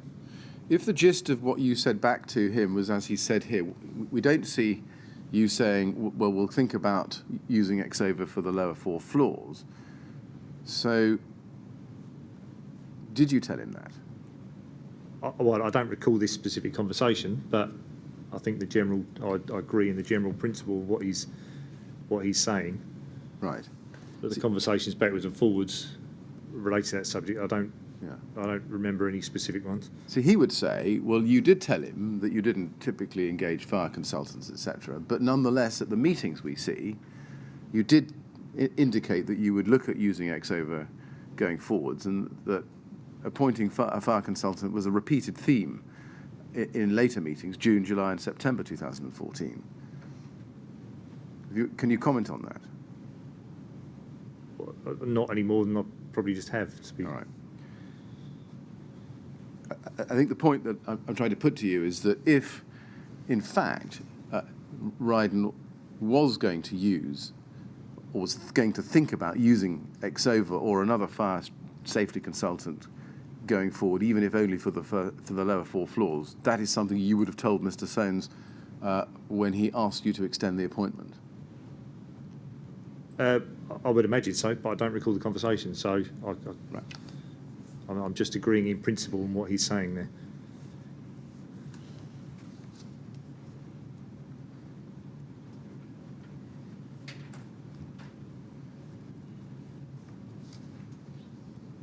You didn't take away, did you, from that conversation the idea that Mr. Soanes was happy that a fire consultant was unnecessary? Did you? As I don't recall the conversation, I can't recall any feelings about it. But you could recall, I think, a moment ago, the gist of your response to him. Well, the response would be in line with what I'd seen and experienced, my experience with Rydon, what we typically did or didn't do, as in using fire consultants. Yes, I thought you were telling us earlier that although you didn't recall the precise words of the conversation, you recall the gist of your telling him what he's recorded there at paragraph 372. Is that wrong? I think we might actually be splitting hairs there. I think perhaps I'm not communicating very clearly, but I don't recall the conversation specifically. Right. But what he's saying was said in general terms. I agree that would have been the position, yes. As in Rydon didn't typically engage fire consultants, in my experience, and we would regard building control's responsibility to raise concerns. So in general principle, I agree with what he's saying, but I don't recall that specific conversation. Right.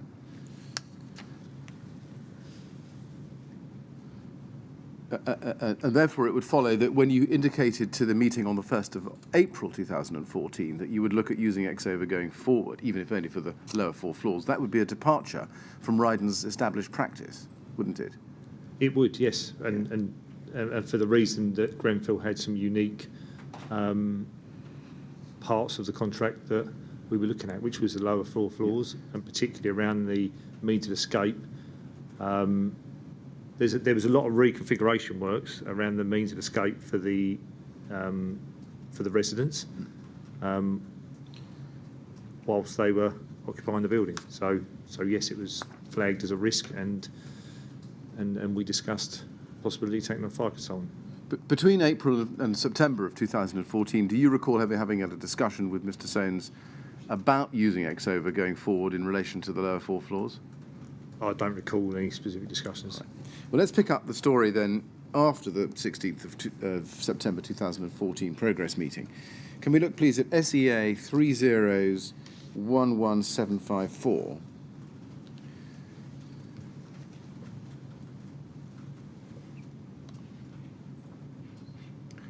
This is an email chain between you and Neil Crawford at Studio E in the middle of September 2014. The first one is at the bottom of page 1 and at the top of page 2.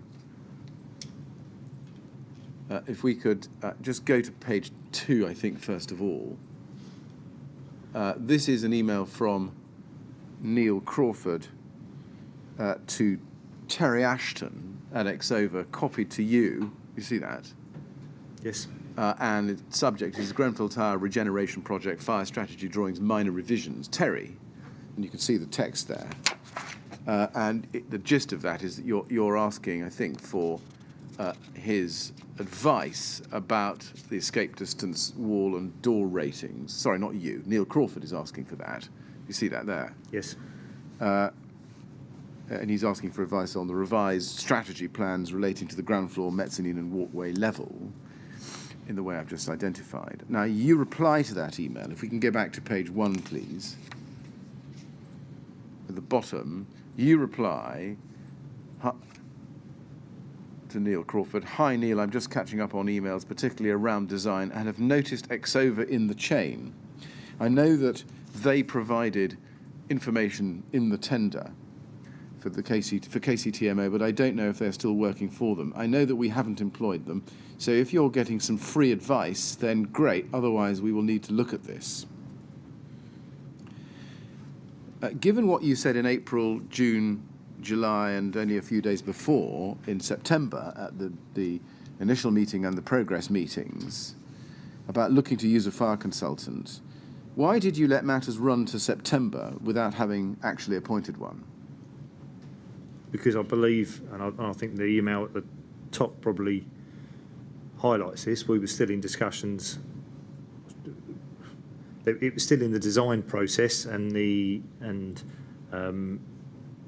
for building control comments around around the whole lower 4 floors, the AOVs, etc. So at that stage, we hadn't decided if we were using a fire consultant for those areas or not, and we were engaged probably around that time and afterwards, obviously for a period of time, with John Hoban and Paul Hanson, relating to their input around the fire strategy. Yes, I see. If you look at the response we've just looked at together, it seems from that you did know that they had provided information in the tender for the TMO. Does that help us clarify that you knew at the time that they had been retained by the TMO as opposed to Studio E? No, I didn't know that. You didn't know? No, I think that's an assumption. I didn't know that. Would you say I know that they provided information in the tender for the TMO? Oh, it's the TMO. Right. By that, I'm saying it's the TMO's tender that came out because it was from them, and within their information they sent us, there was a Exova fire strategy document. Yeah. So whether they provided it to Studio E or somebody else, it was still within the TMO's tender as a whole. I see. That's what I'm referring to. But in the email you go on to say, but I don't know if they are still working for them, which would indicate, to us at least, that you knew at that stage that they had in the past worked for them being the TMO. Is that right? No, I didn't know. In fact, I didn't know until recently, in the evidence, that they were definitively working for the TMO or contracted to the TMO. I'm making an assumption there that because it was a TMO tender, and as I've said, the fire strategy came out with the TMO tender documents, that it's kind of the royal them, whether it be TMO, Studio E, or whoever. I see. So the TMO's group, if you like. Yes. Sorry, yeah. Did client you, team, you could change that to, and would mean the same thing. Did you ask the TMO if you could be sent the communications that they had or their team had with Exova? No. Why is that? Why would they? I'm not sure why they would be relevant. We had a document that was issued. I'm sorry, I don't understand the relevance. Okay. Well, let's look at it this way. You knew at this stage that you hadn't yet appointed a fire consultant, and you weren't sure what the TMO were doing, so far as that was concerned. Wasn't it important for you, Rydon, as the incoming contractor, to understand what the current position of Exova was, and who they were retained by, and what they were going to be doing? No, I would think it would be on the designer build contractor to satisfy themselves that the fire strategy is correct. Quite often the client teams retain their own advisors to oversee the designer build contractor. So if they were employed by the TMO, then that could just be another oversight for what we would then employ. I don't quite see the relevance. Now you say, if you're getting some free advice, then great, otherwise we will need to look at this. Had Rydon decided against instructing Exova because you saw an opportunity to save money? No. We weren't at as the email above says, we weren't at the stage where we decided we wanted building control input, we wanted to fully understand the lower floors and the strategy around that before we made a decision about what services we needed or didn't need. Did you decide against instructing Exova or any other fire consultant because you hadn't budgeted for that expenditure? I think we had budgeted. How much, I can't tell you. You don't know, right. I mean, it'll be in the records. Why were you happy for Studio E to get free advice? Because if they were talking to a fire consultant and that consultant was able to aid them in any way ahead of our meeting with building control, then that's fine. There'd be no different going to a material manufacturer and getting advice from their technical department. We were reliant on the lower floors. We were reliant to have the conversation with building control and get the full understanding of it. And I'm not sure in September 2014, with all that was going on with all the other changes and planning change and material changes, that we'd got to a position where we all fully understood the lower 4 floors down to the minute detail. You see, you'd been copied in on an email from Neil Crawford to Terry Ashton in which Neil Crawford asks for specialist advice from Terry Ashton. Were you not keen to understand what the formal relationship was at that time between Studio E and Exova?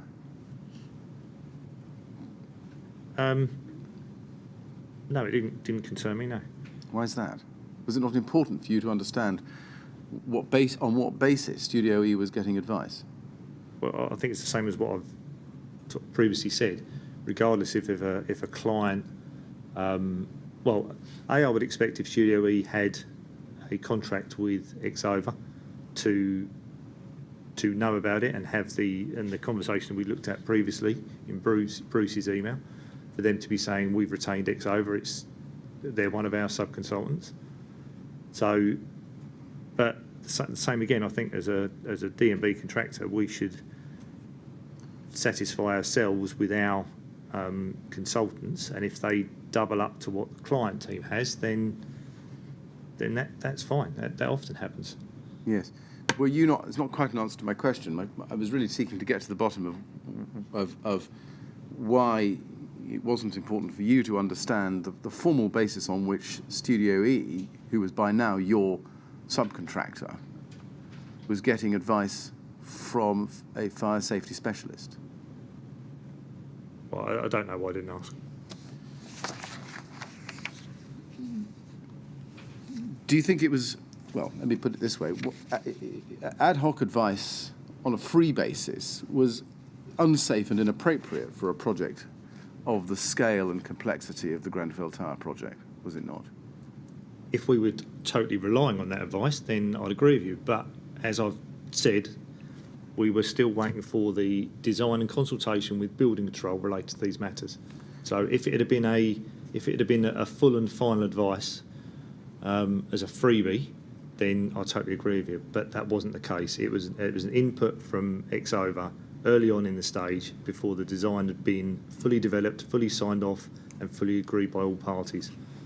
Given that, as you say, the design hadn't been fully developed, fully signed, or actually developed, fully signed off, and fully agreed by all the parties, was it not essential for you at Rydon to put in place a fire safety strategy, even if in relation only to the 4 floors, as you told us, to make sure that the resource was reliably there on a clear basis for Studio E to use or for you to use? Well, we thought we had a resource with building control. Building control isn't a resource, is it? Not in the sense that you contract it in. Well, we pay for their service to check the compliance and provide advice regarding the regulations. So, but they're not a specialist fire consultant, are they? But they have a specialist fire engineer in Paul Hanson. If Studio E was getting, as your subcontractor, getting free advice from Exova, didn't you want to know on what basis Exova was willing to provide free advice? I don't recall needing to know, no. And why didn't you want to know that? I don't know. Right. Going back to your email exchange that we've got here on the screen, he comes back to you on the 22nd of September. Hi, Simon, thanks for the heads up on the Exova position. You see that? Ahead of tomorrow's DTM, That's design team meeting. Yes. Just wanted to flag up the importance of getting John Hoban and Paul Hanson round a table to agree the fire approach to eliminate package risk, refire ratings, AOVs, and then you go back to him and say, same day, let's have a chat about this tomorrow after the facade design and get a plan together. So it looks as if facade design was very much in the mix there as part of that discussion. No, I don't read that the same as you have. I read that tomorrow's DTM, which presumably was on the 23rd of September, may well have been the time we were meeting Neil, Right. and Harley's to have a DTM just relating to the facade design. Now, we saw in the April induction meeting that you'd said that you were going to be looking at using Exova going forward as a fire safety consultant. Did you tell Mr. Crawford or Mr. Soanes that that was your plan, at least back at that point in the year? I don't recall the conversations about it. In your email at the top, it says, let's get a plan together. Did you get a plan together? I don't recall the specifics around that, but I would assume, and I'm assuming, that it was relating to getting a plan together to meet up with John Hoban and Paul Hanson, as is suggested in the email previous.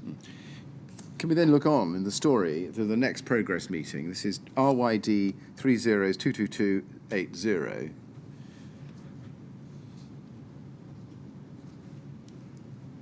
This is a progress meeting number 4.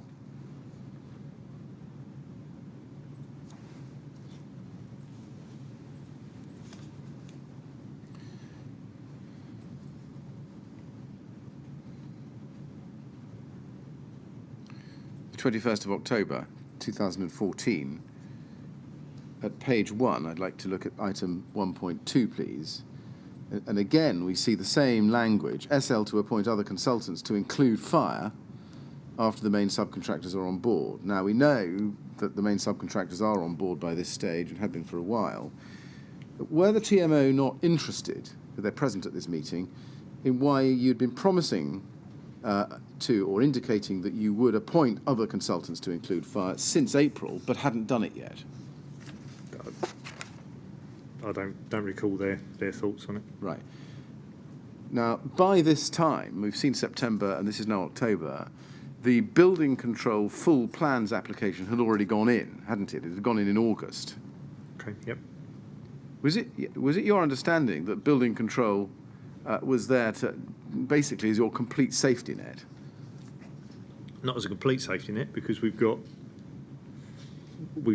a design team that should be designing in accordance with the regulations and compliance, but building control is there to ensure that we do that, and they check the plans that we do that. Yes. So building control are there to check compliance, but they're not there, were they? As to the best of your understanding, it's essentially to check your designs for compliance. Yes, they're there to check the designs for compliance. Yeah, but they're not there to do the design work in the first place, are they? No. No. No.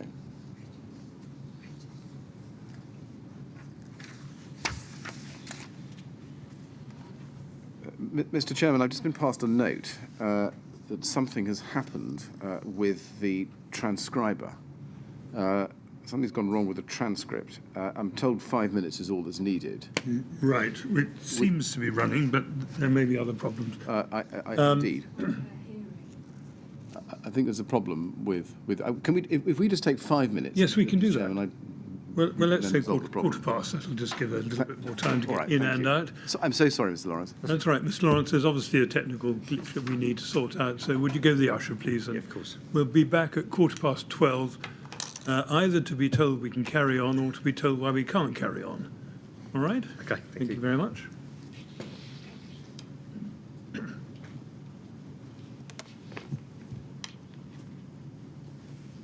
Right, 12:15, please.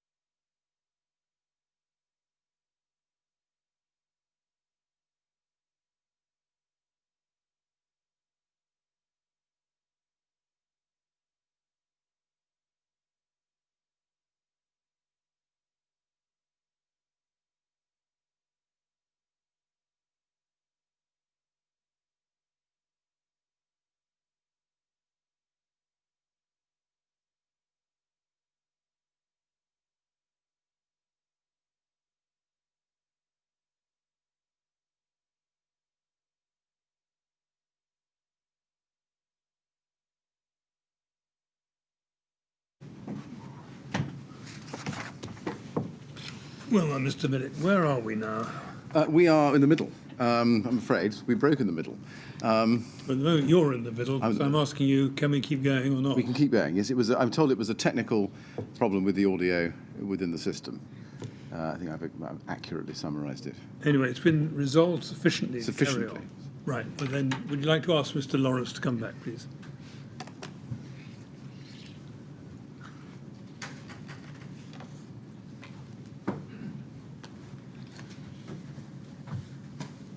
Well, Mr. Lawrence, I haven't asked what the details of the problem were, probably just as well. I'm told that it's been sufficiently fixed for us to carry on. So I'm sorry about the disruption to your evidence, but we are now ready to go on, all right? Yes, thank you. Yes, Mr. Millett. Yes, thank you, Mr. Chairman. Mr. Lawrence, the distinction you're drawing during 2014 between the lower 4 floors of the building and the cladding, in terms of the importance for the purposes of retaining a fire consultant, was that a distinction in your mind in April, June, July, September, October 2014? Yes, I would have said the whole, yeah. Can you explain why there aren't any documents, emails, memoranda, notes of meetings which draw that distinction? No, I can't explain why there isn't any. Because we don't see anything in the documents at the time that suggests that you would be using Exave or any other fire consultant in relation to the lower 4 floors. Why is that? I don't know. Right. Are you sure that's not something that's come into your mind later? No. Now, did you make a positive decision not to appoint a fire consultant? Yes, as a team we did. And I think you said earlier on that you made that around about the time when it had become clear to you that the lower 4 floors were not going to be such a big problem. I may have mischaracterised No, your you're evidence. correct. When was that? Do you know? No, I can't. I can't tell you. No. Right. Was Studio E or Harley privy to that discussion? No, I think that was a Rydon team discussion. Did you ever tell the TMO or Studio E that contrary to what had been said in the various minutes of the meetings through 2014, Rydon were no longer going to or consider appointing a fire consultant? I don't know if we told them or not. So you made the decision within Rydon. My question is, did you communicate that decision to anybody else in the... I don't recall one way or the other. Right. Had you done so, there would have been a record of it, wouldn't there? If it had been in a meeting, yes, or an email, then yes, there would be, yeah. Right. So how would TMO or Studio E, for that matter, know that you'd made that decision, having indicated in the minutes prior to October 2014 that you were still looking at appointing a fire consultant? Well, they wouldn't know. Right. That's a bit of a gap, isn't it, in their knowledge, and one that you could have filled? We could have done, yes. Right. Can I ask you to look, please, at a witness statement of Chris Holt? He was a Rydon employee, wasn't he? He was one of the site managers, yeah. One of the site managers. And he gave us a statement dated 27th September 2018. This is RYD 30s94210. And I'd ask you, please, in that to turn to page 2.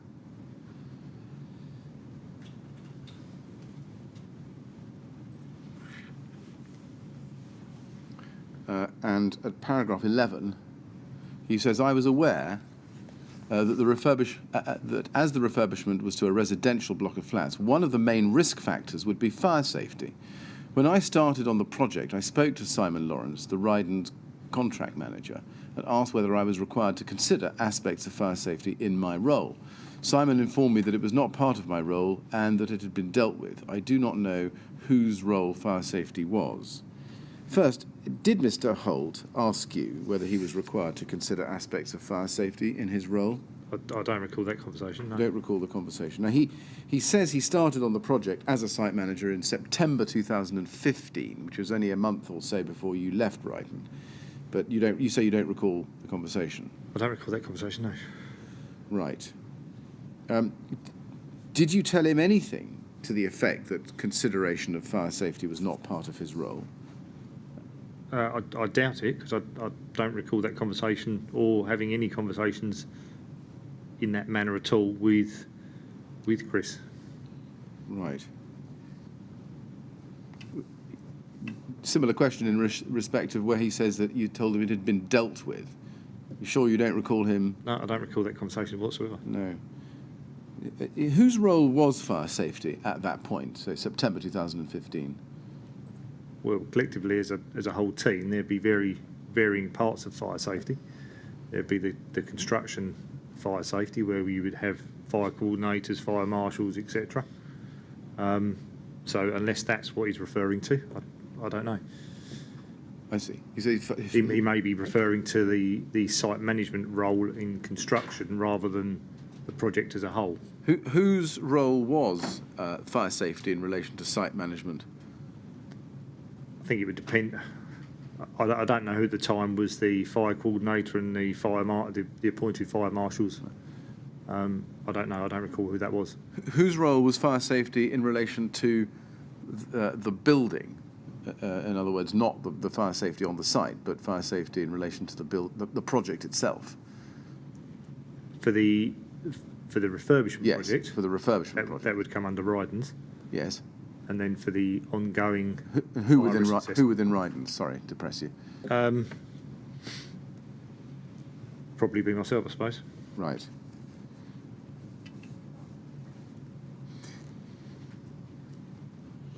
Did you ever carry out any due diligence on Exova? No. Did you ever learn anything about Exova, what they did, and what their role in the project prior? Knew the name in the industry, but that was as far as it went. Right. Well, let's dig a little bit into some detail. It's right, isn't it, that as part of the contract documentation that you received as part of the tender package, I think you told us earlier you got issue 3 of Exova's outline fire safety strategy, dated the 7th of November 2013. I believe that to be correct, yeah. Can we just look at it? It's CST 6085. It is also in plenty of other places for other people's references, but this is the one I've got at the moment. CST 85. Now, here it is in its first page, and it's a report to Studio E, as you can see. Did you read this document at any stage? Yes, I would have done as part of all the tender and contract documents, yes. So just to put a date range on that, at some point after November 13, but before March or February 15? Probably would be fair, yeah. Sorry, 13, 14. Yeah, probably would be fair. Right. Did you rely on it in any way?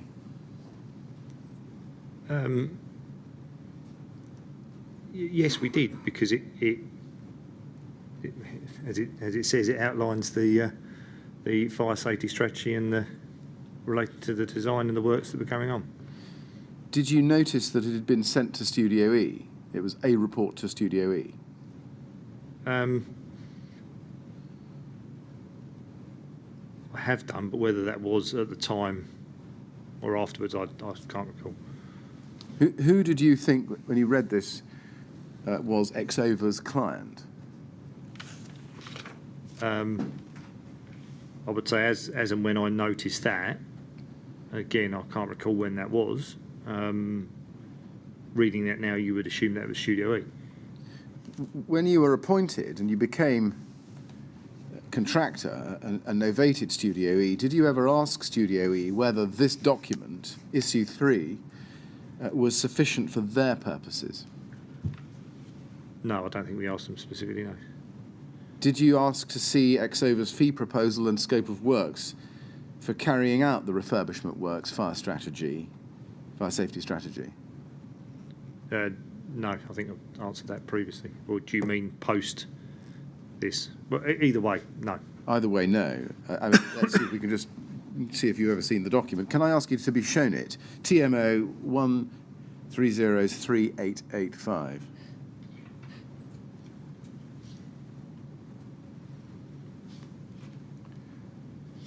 This is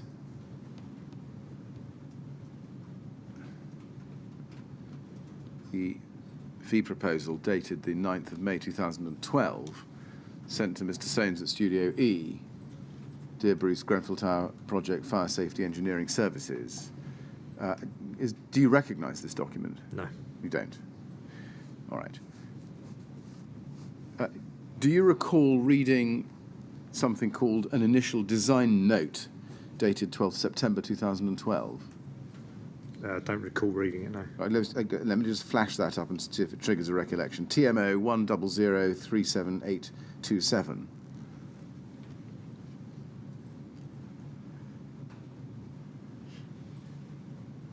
This is it. Does this look familiar to you? No. No. Do you recall reading either of issue 1 or issue 2 of the outline fire safety strategy, which were the precursors to issue 3 that you did see? I don't believe so. Right. I think we were on issue with issue 3.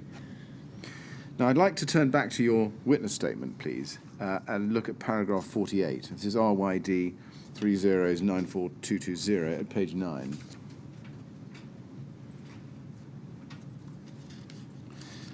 And you say at paragraph 48, before the project began, Rydon instructed specialist contractors to undertake a number of surveys of the site.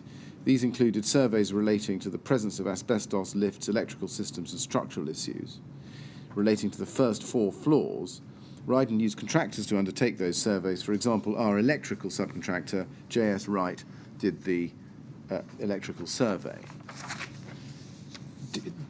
Did you arrange a fire safety strategy of your own? No, we didn't. I think you did commission a site fire risk assessment, didn't you? That, I believe, would be an internal, Right, well, let's just... I'm assuming, would See, be an this is- internal management. Okay, let's just see if we can pin that down and deal with it. Paragraph 67 of your statement, please, which is page 14. You say in the second line there, Rydon had a site fire risk assessment developed for the construction phase. That was based on the knowledge that there was a stay-put policy for the tower block. That policy was consistent with what I had found on other projects.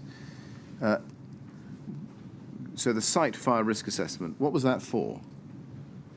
How we managed the site, the construction phase of the project in relation to fire. If you had a site fire risk assessment, as you say here, why not a fire safety strategy for the project beyond issue 3 that we'd seen? Well, I think we would be relying on issue 3. So that was it. If nothing had changed, then yeah.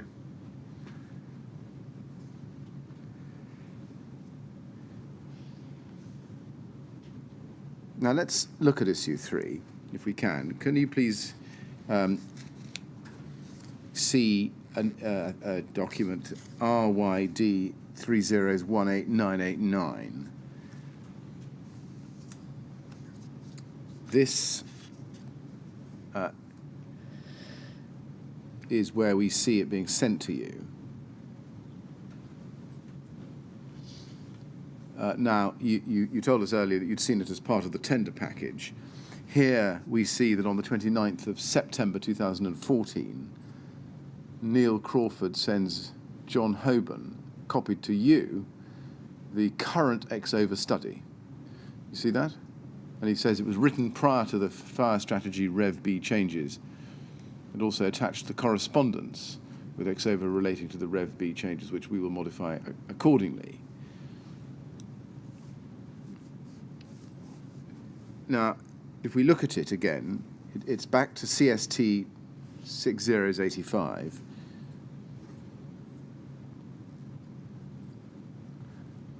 You can see that it's entitled at the top, Grenfell Tower Outline Fire Safety Strategy. Were you ever concerned that this document never progressed beyond an outline?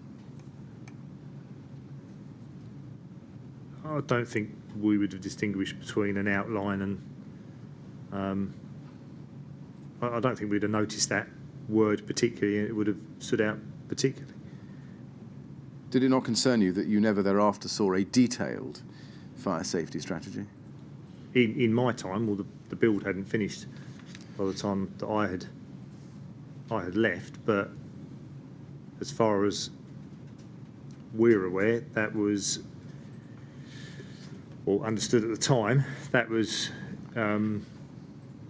that had looked at the works, that the refurbishments that were going on, and were and had said ultimately that yes, they're able to go on, and yes, the works are safe, You said providing we complete them in accordance with building regs, etc. Right. You said in the last answer that the building, in my time, the building hadn't finished by the time I left. That's true. That was October 2015. But does that mean that you wouldn't expect there to be a detailed fire safety strategy until the refurbishment works have been completed? I think it depends if there's any changes, significant changes on the way through the process. Wouldn't you want a detailed fire safety strategy long before completion of the refurbishment works? We thought this gave us the information that we needed. All right.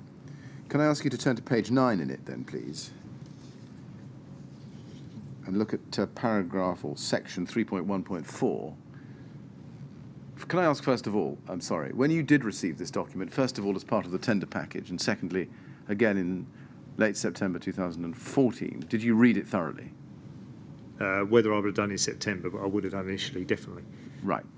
Then let's look together at 3.1.4 on page 9. Under compliance with B4 external fire spread, the report says, it is considered that the proposed changes will have no adverse effect on the building in relation to external fire spread, but this will be confirmed by an analysis in a future issue of this report. Did you note at the time that the proposed changes were not identified specifically? I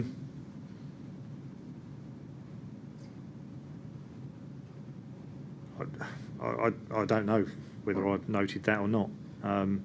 This came as part of the whole tender pack when we first saw it, and the tender pack included overcladding and all the other changes, so it suggests that we presumed that it was cognizant of all of the information that it was attached to. Does that tell us that when you read the word proposed changes in this paragraph, you understood that that included the overcladding? Yes.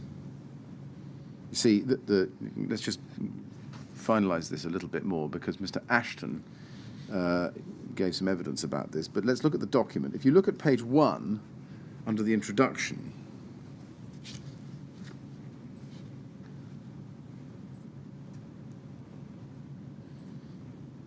you can see that, when we get there, the refurbishment is summarised in 5 bullet points, but we don't see any reference there to the overcladding. But I think you're telling us, and correct me if this is wrong, that you understood that didn't make a difference to you, and you understood that the proposed changes did include overcladding. I thought the proposed changes included overcladding, Right. But reading this now, I can see that it doesn't expressly state overcladding in that. Did you note that there was no information at all given in this outline fire safety strategy about what the cladding was going to be comprised of, or anything about its design? I don't recall noting that, no. Did you make any effort to establish what documentation Exova had read or considered, particularly in relation to the exterior? No, I'd assumed that, again, as it was attached to a complete set of tender documents, drawings, etc., that it encompassed everything. Did you know whether or not Exova had been given the specification of the cladding system when it wrote the report? No, I didn't know that. Did you know whether Exova had been involved in the drawing up of the NBS specification forming part of the tender? I didn't know that, no. Did you make any assumptions one way or the other at the time?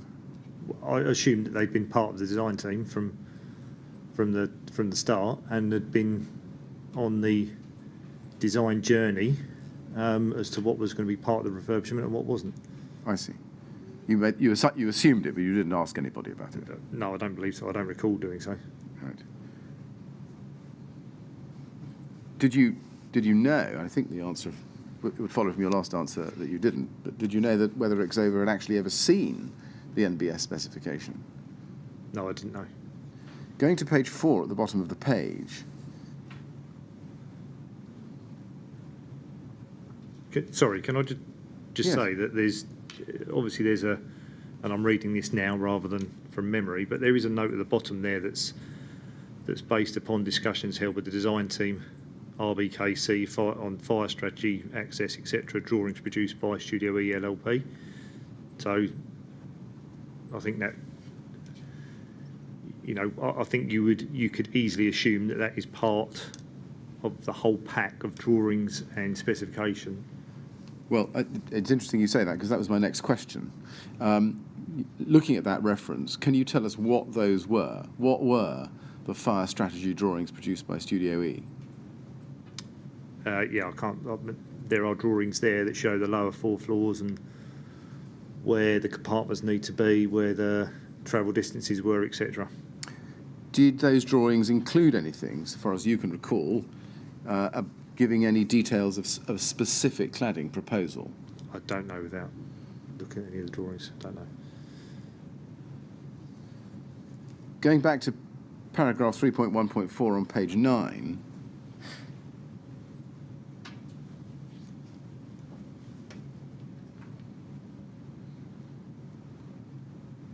did you notice at the time that as at September 2014, this report had been through 3 issues, but there had as yet been no further analysis of the proposed changes from previous issues?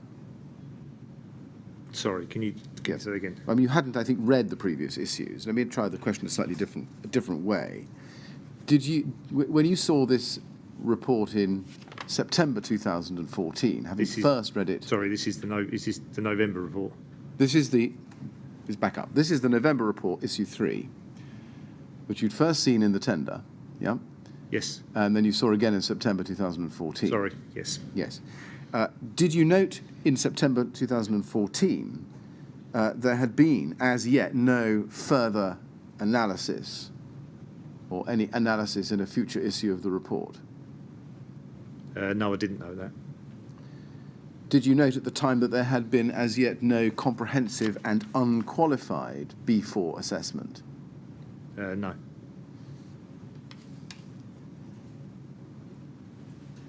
Why didn't you pick that up in September 2014 and ask yourself the question, well, this has been outstanding from at least November 13, where are we now? Well, I don't know if I noted it or saw it at the time, I don't recall. But analysis in future issue of this report doesn't necessarily mean that Exova are doing that. It could be another. And confirmed by analysis could also be compliance with building control regulations. So I think it's open to interpretation. So I didn't, sorry, going back to your original question, I didn't note it at the time or recall it at the time. Whether it's Exova or another, as you say, despite the provisional nature of this advice on the issue of compliance with B4, is it right that neither you nor anybody else in Rydon ever took any steps to resolve these matters by getting a final report based on all the drawings, which did give complete and unqualified advice in relation to B4 external fire spread? I didn't during my time on the project. Can you explain why that is?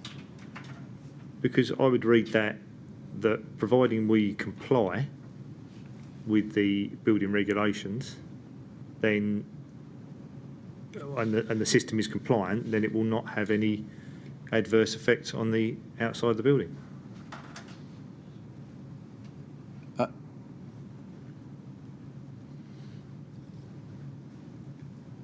So from that answer, do I take it that you were comfortable simply to rely on what Exova was saying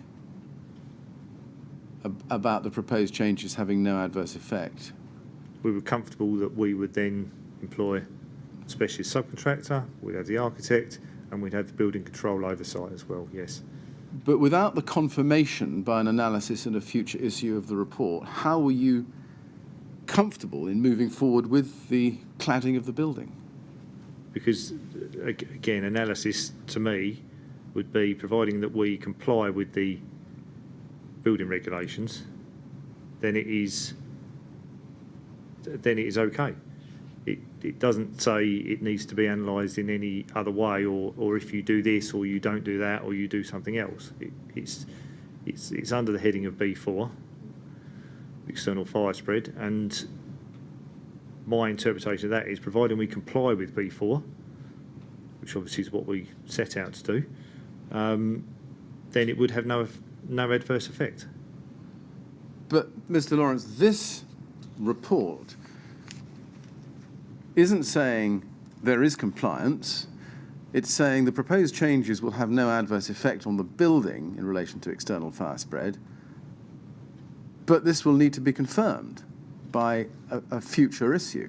Well, I read that by building control. That's what my experience showed, that we didn't use fire consultants. My experience showed that we would have the design checked by our third parties and ultimately building control. But Mr. Lawrence, this will be confirmed. That doesn't say to me,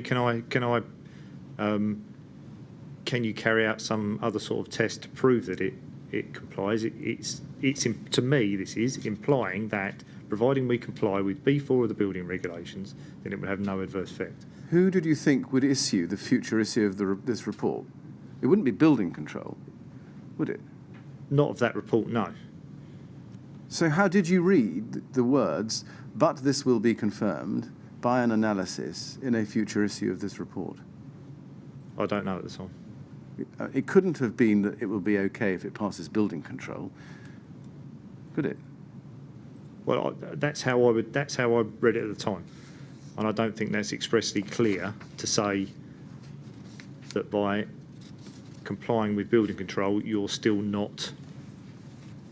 It's still not okay. That's not how I read it.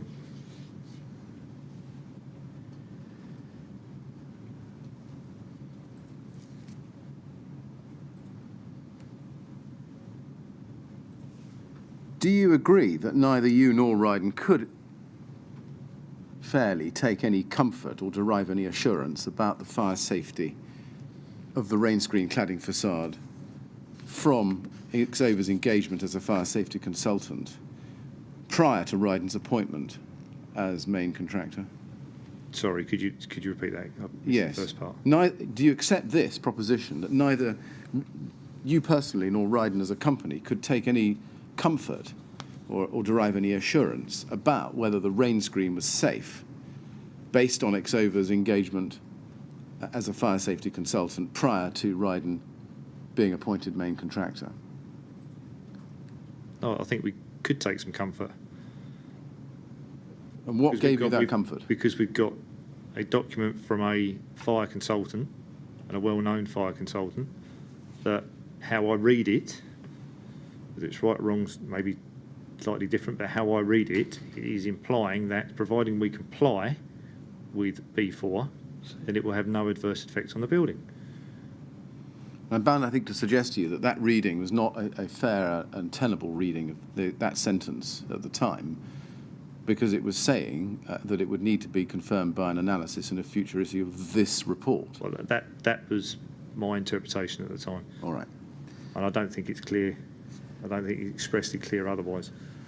Now, at the time of Xover's version 3, 7th September 2013, it's right, isn't it, that the Reynobond PE55 ACM cladding had not yet been chosen? Actually chosen, no, but it was one of 4 or 5 options that were being proposed by the TMO and Studio E. Yes, in the NBS spec, I think you're referring to. Yes, in the tender, yes. And similarly, Celotex FR5000 became RS5000, but FR5000 was also had not been finally chosen, but it was in the NBS specification. It was specified, yes. Yes. When it was decided to go ahead with those materials later, particularly the ACM rain screen, over cladding, is it right that the decisions to use those materials were made without seeking specialist input from a fire safety consultant? Well, Rydon didn't. Yes, we didn't seek. Thank you.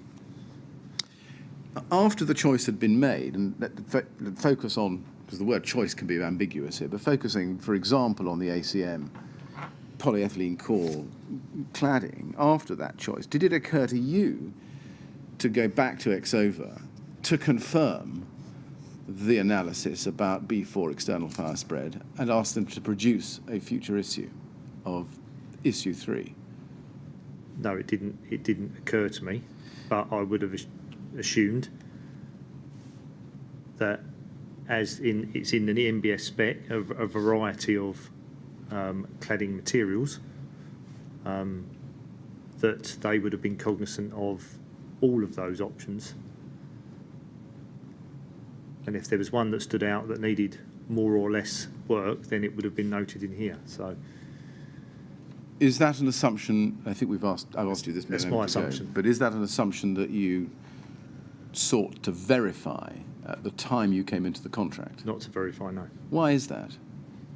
We've just been handed these documents that have got a specification, have got input from a fire safety consultant.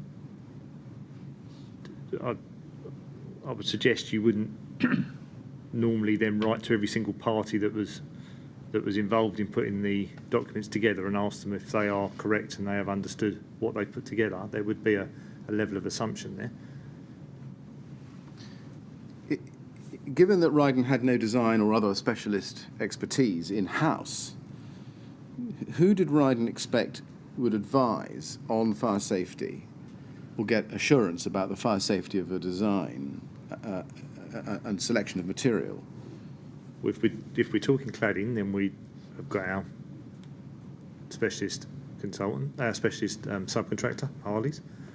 So we will be relying on them to design and know the rules and regulations relating to their field of expertise. We'd also, again, rely on Studio E to have a view and understanding of building regulations. And then, again, it would be checked by building control. Did you notice at the time you read issue 3, whether at the tender stage or in September 14, that issue 3 didn't refer to cavity barriers? No, I didn't. You didn't notice? Didn't notice. Can you explain why you didn't? No. No. If you had noted it, well, let me ask it a different way. This is a complex engineering project, this refurbishment, wasn't it? Yes. Yes. And it required detailed fire safety input or expertise. Yes. And in circumstances where you didn't instruct your own fire safety engineer, can you explain why you didn't scrutinise what Exova had done to date and what they had not done? No, I can't explain. In the absence of any detailed fire safety strategy or any mention of cavity barriers or a full, complete report on B4 external fire spread, and indeed any final report, did it not occur to you that Exova's work could not safely be relied on by Rydon? No. Now, moving forward in time, can we look at a document, RYD 30037478? This is an email from you to Ben Bailey at Harley. I'm so sorry, I'll wait till it comes up on the screen. There it is. It's an email from you to Ben Bailey at Harley, dated the 31st of March 2015, Morning Ben, and it's part of a discussion about whether there was a building fire strategy document. He'd asked the question, and you could see that from his email of the same day. Sorry, the day before, the evening of the day before. Simon, is there a building fire safety I'm so sorry. Simon, is there a building fire strategy document and some information on internal finishes that you can send over for me to pass on to Siderize? Thanks, Ben. And you say, yes, there is, but it only relates to the bottom 4 levels where we are constructing new. As we are constructing new, the fire ratings are in line with the current regs, approved document B. Anything above that is existing, and there is no record showing what fire rating the slabs and walls, internal and external, were constructed to when the building was originally built back in 1974. We know that it's unlikely that the party walls, etc., would be in line with the current regulations. However, this can't be proved without extensive surveys and specialist analysis. Unfortunately, that is what you get with a refurb, because we can't prove otherwise. The building control officers will revert to current regs on a better to be safe than sorry approach. What was the basis for your understanding, as we can see from that email then, that the fire safety strategy only related to the bottom 4 levels? On reflection and reading this in preparation, I think I misunderstood what I was being asked for, and I think I was referring actually to the fire strategy drawings from Studio E. So I think I've misunderstood that I see. and answered incorrectly. When did you come to that view? Since rereading and prepping. Right. I see. It's not because it's not correct. I've answered. My email isn't correct. I'm going to turn to a very different topic now, Mr. Lawrence, but there's still 8 minutes or so on the clock, so I'm going to start if the chairman lets me. Yep, on you go. And the topic is the early part of the tender and value engineering. Now, we've already discussed the RIBA definition of value engineering. Just to repeat it, the quotation is value engineering promotes the substitution of materials and methods with less expensive alternatives without sacrificing functionality. I think you're familiar with that. Yes. Yes. Now, can we look at your statement, please? RYD 30942220, at page 4 at the bottom. And let's look together at paragraph 21 and over to 22. And you say, following the initial approach from KCTMO, Rydon was asked to meet with the KCTMO to talk through the available options, in particular alternative products, for the scheme, as the KCTMO needed to achieve around £800,000 of savings from the original tender price. They provided Rydon, Jeff Henton, Steve Blake, Katie Bachelier and myself with a list of areas in which it was felt the savings may be achieved.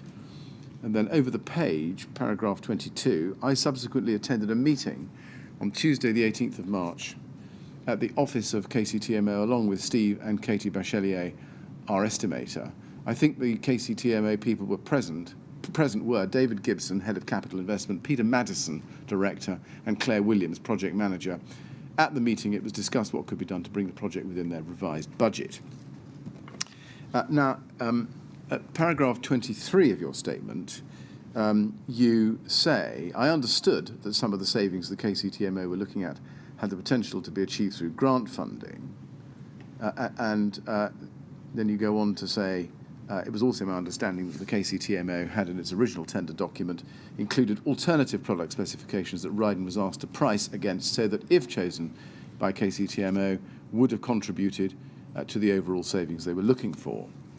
I've read quite a lot of that to you. Is it fair to say that what you're describing here overall, particularly at paragraph 22 and 23, as a request from the TMO to value engineer the cladding? And other areas, yes. And other areas. Yes. But it included value engineering the cladding. Yes. Now, can I ask you to look at the Rydon Company statement, RYD 3094236 at page 82. Let's look at paragraph 192 together.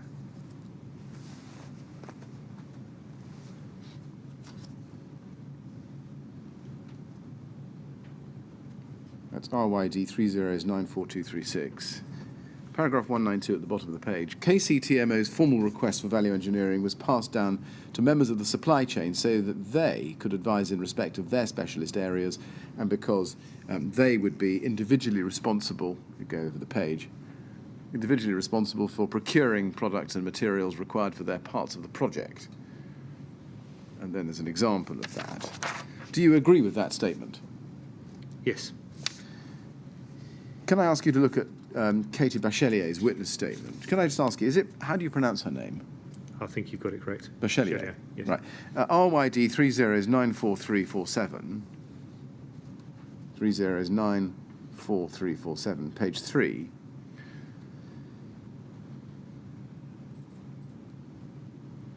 This is Ms. Bachelier's witness statement, and she was an estimator on the Grenfell Tower project. She was. We know that. In paragraph 20, she says, in respect to the savings for the cladding, Harley provided 4 different options to the client. I do not recall which system was chosen. My role was to provide the proposed options to the client and to highlight the savings that were available for each option. And we will leave it there for the moment. Do you agree with that statement?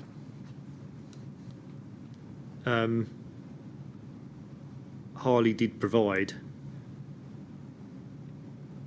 Yes, I do agree with that statement. Harley did provide costings for 4 options, I think it was 4 options. Yes.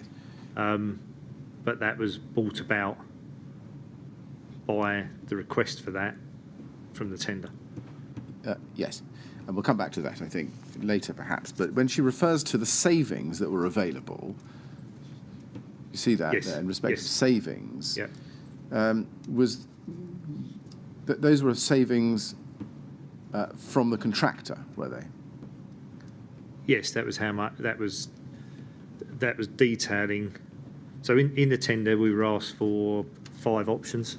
I might not be exactly correct on that. 5 options, and I think the tender asked for us to price for the zinc option, which was the most expensive, and then provide alternative quotes for the other options. Yeah. So I believe we provided a quote for the zinc, and then we provided additional documents that said less £100,000, less £200,000. Well, Lawrence, we're going to come to that. Yes. We will come to that. I just want to get the sense of whether you agree with what she's saying, which is quite high level at this stage. But let's see if we can approach it slightly differently. In practice, where Rydon is aware that the client, any client, needs to make savings, Rydon would invite its subcontractors down the chain to explore what savings could be achieved. Is this right? And then they would collate savings and then pass those savings on to the client? Yes. Yes. And in the case of the cladding, was it the estimator's job, Ms. Bachelier's job, to liaise with the subcontractor, see what savings could be achieved, and then relay that information? She would, yes. And that would go to the client, the TMO in this case? Yes, that would be, internally viewed by the tendering team and then go to the client, yes. Yeah. And you is it right that you, within Rydon, coordinated that process? I'm not sure I coordinated. I worked on the bid, but it was a team. It was a team effort. Yeah. Financially, I had far less to do with the finances than the actual construction programming and how we would do the work. I'll follow. Were you ever yourself given any training on how to go about value engineering? I don't believe we had any specific training, no. Did you understand that it was essential when conducting a value engineering exercise that you couldn't sacrifice functionality in favour of cost reductions? You say you couldn't. That's. I would say you would provide options to the client. Now, where they could even be, different products that would save on programme and not money, but you were giving the client a list of options where they could save money. Yes, but at no cost to functionality. If you're inferring fire, resistance or retardance, then yes, we wouldn't be looking to give them something less than they've asked for, definitely. Yes. What steps did you take during the value engineering process in general that quality or functionality were not sacrificed in favour of cost savings? Well, we would be relying on the subcontractor. Right. So if we're talking cladding, we'd be relying on Harley. Mr. Chairman, I think that is a convenient Very good point. I'm about to turn to a document chain and we're going to go into some of the history, but it is. Right, well, we'll stop there then. We'll stop now then, Mr. Lawrence. Break for lunch. Please go with the usher. Don't talk to anyone about your evidence, please. Thank you.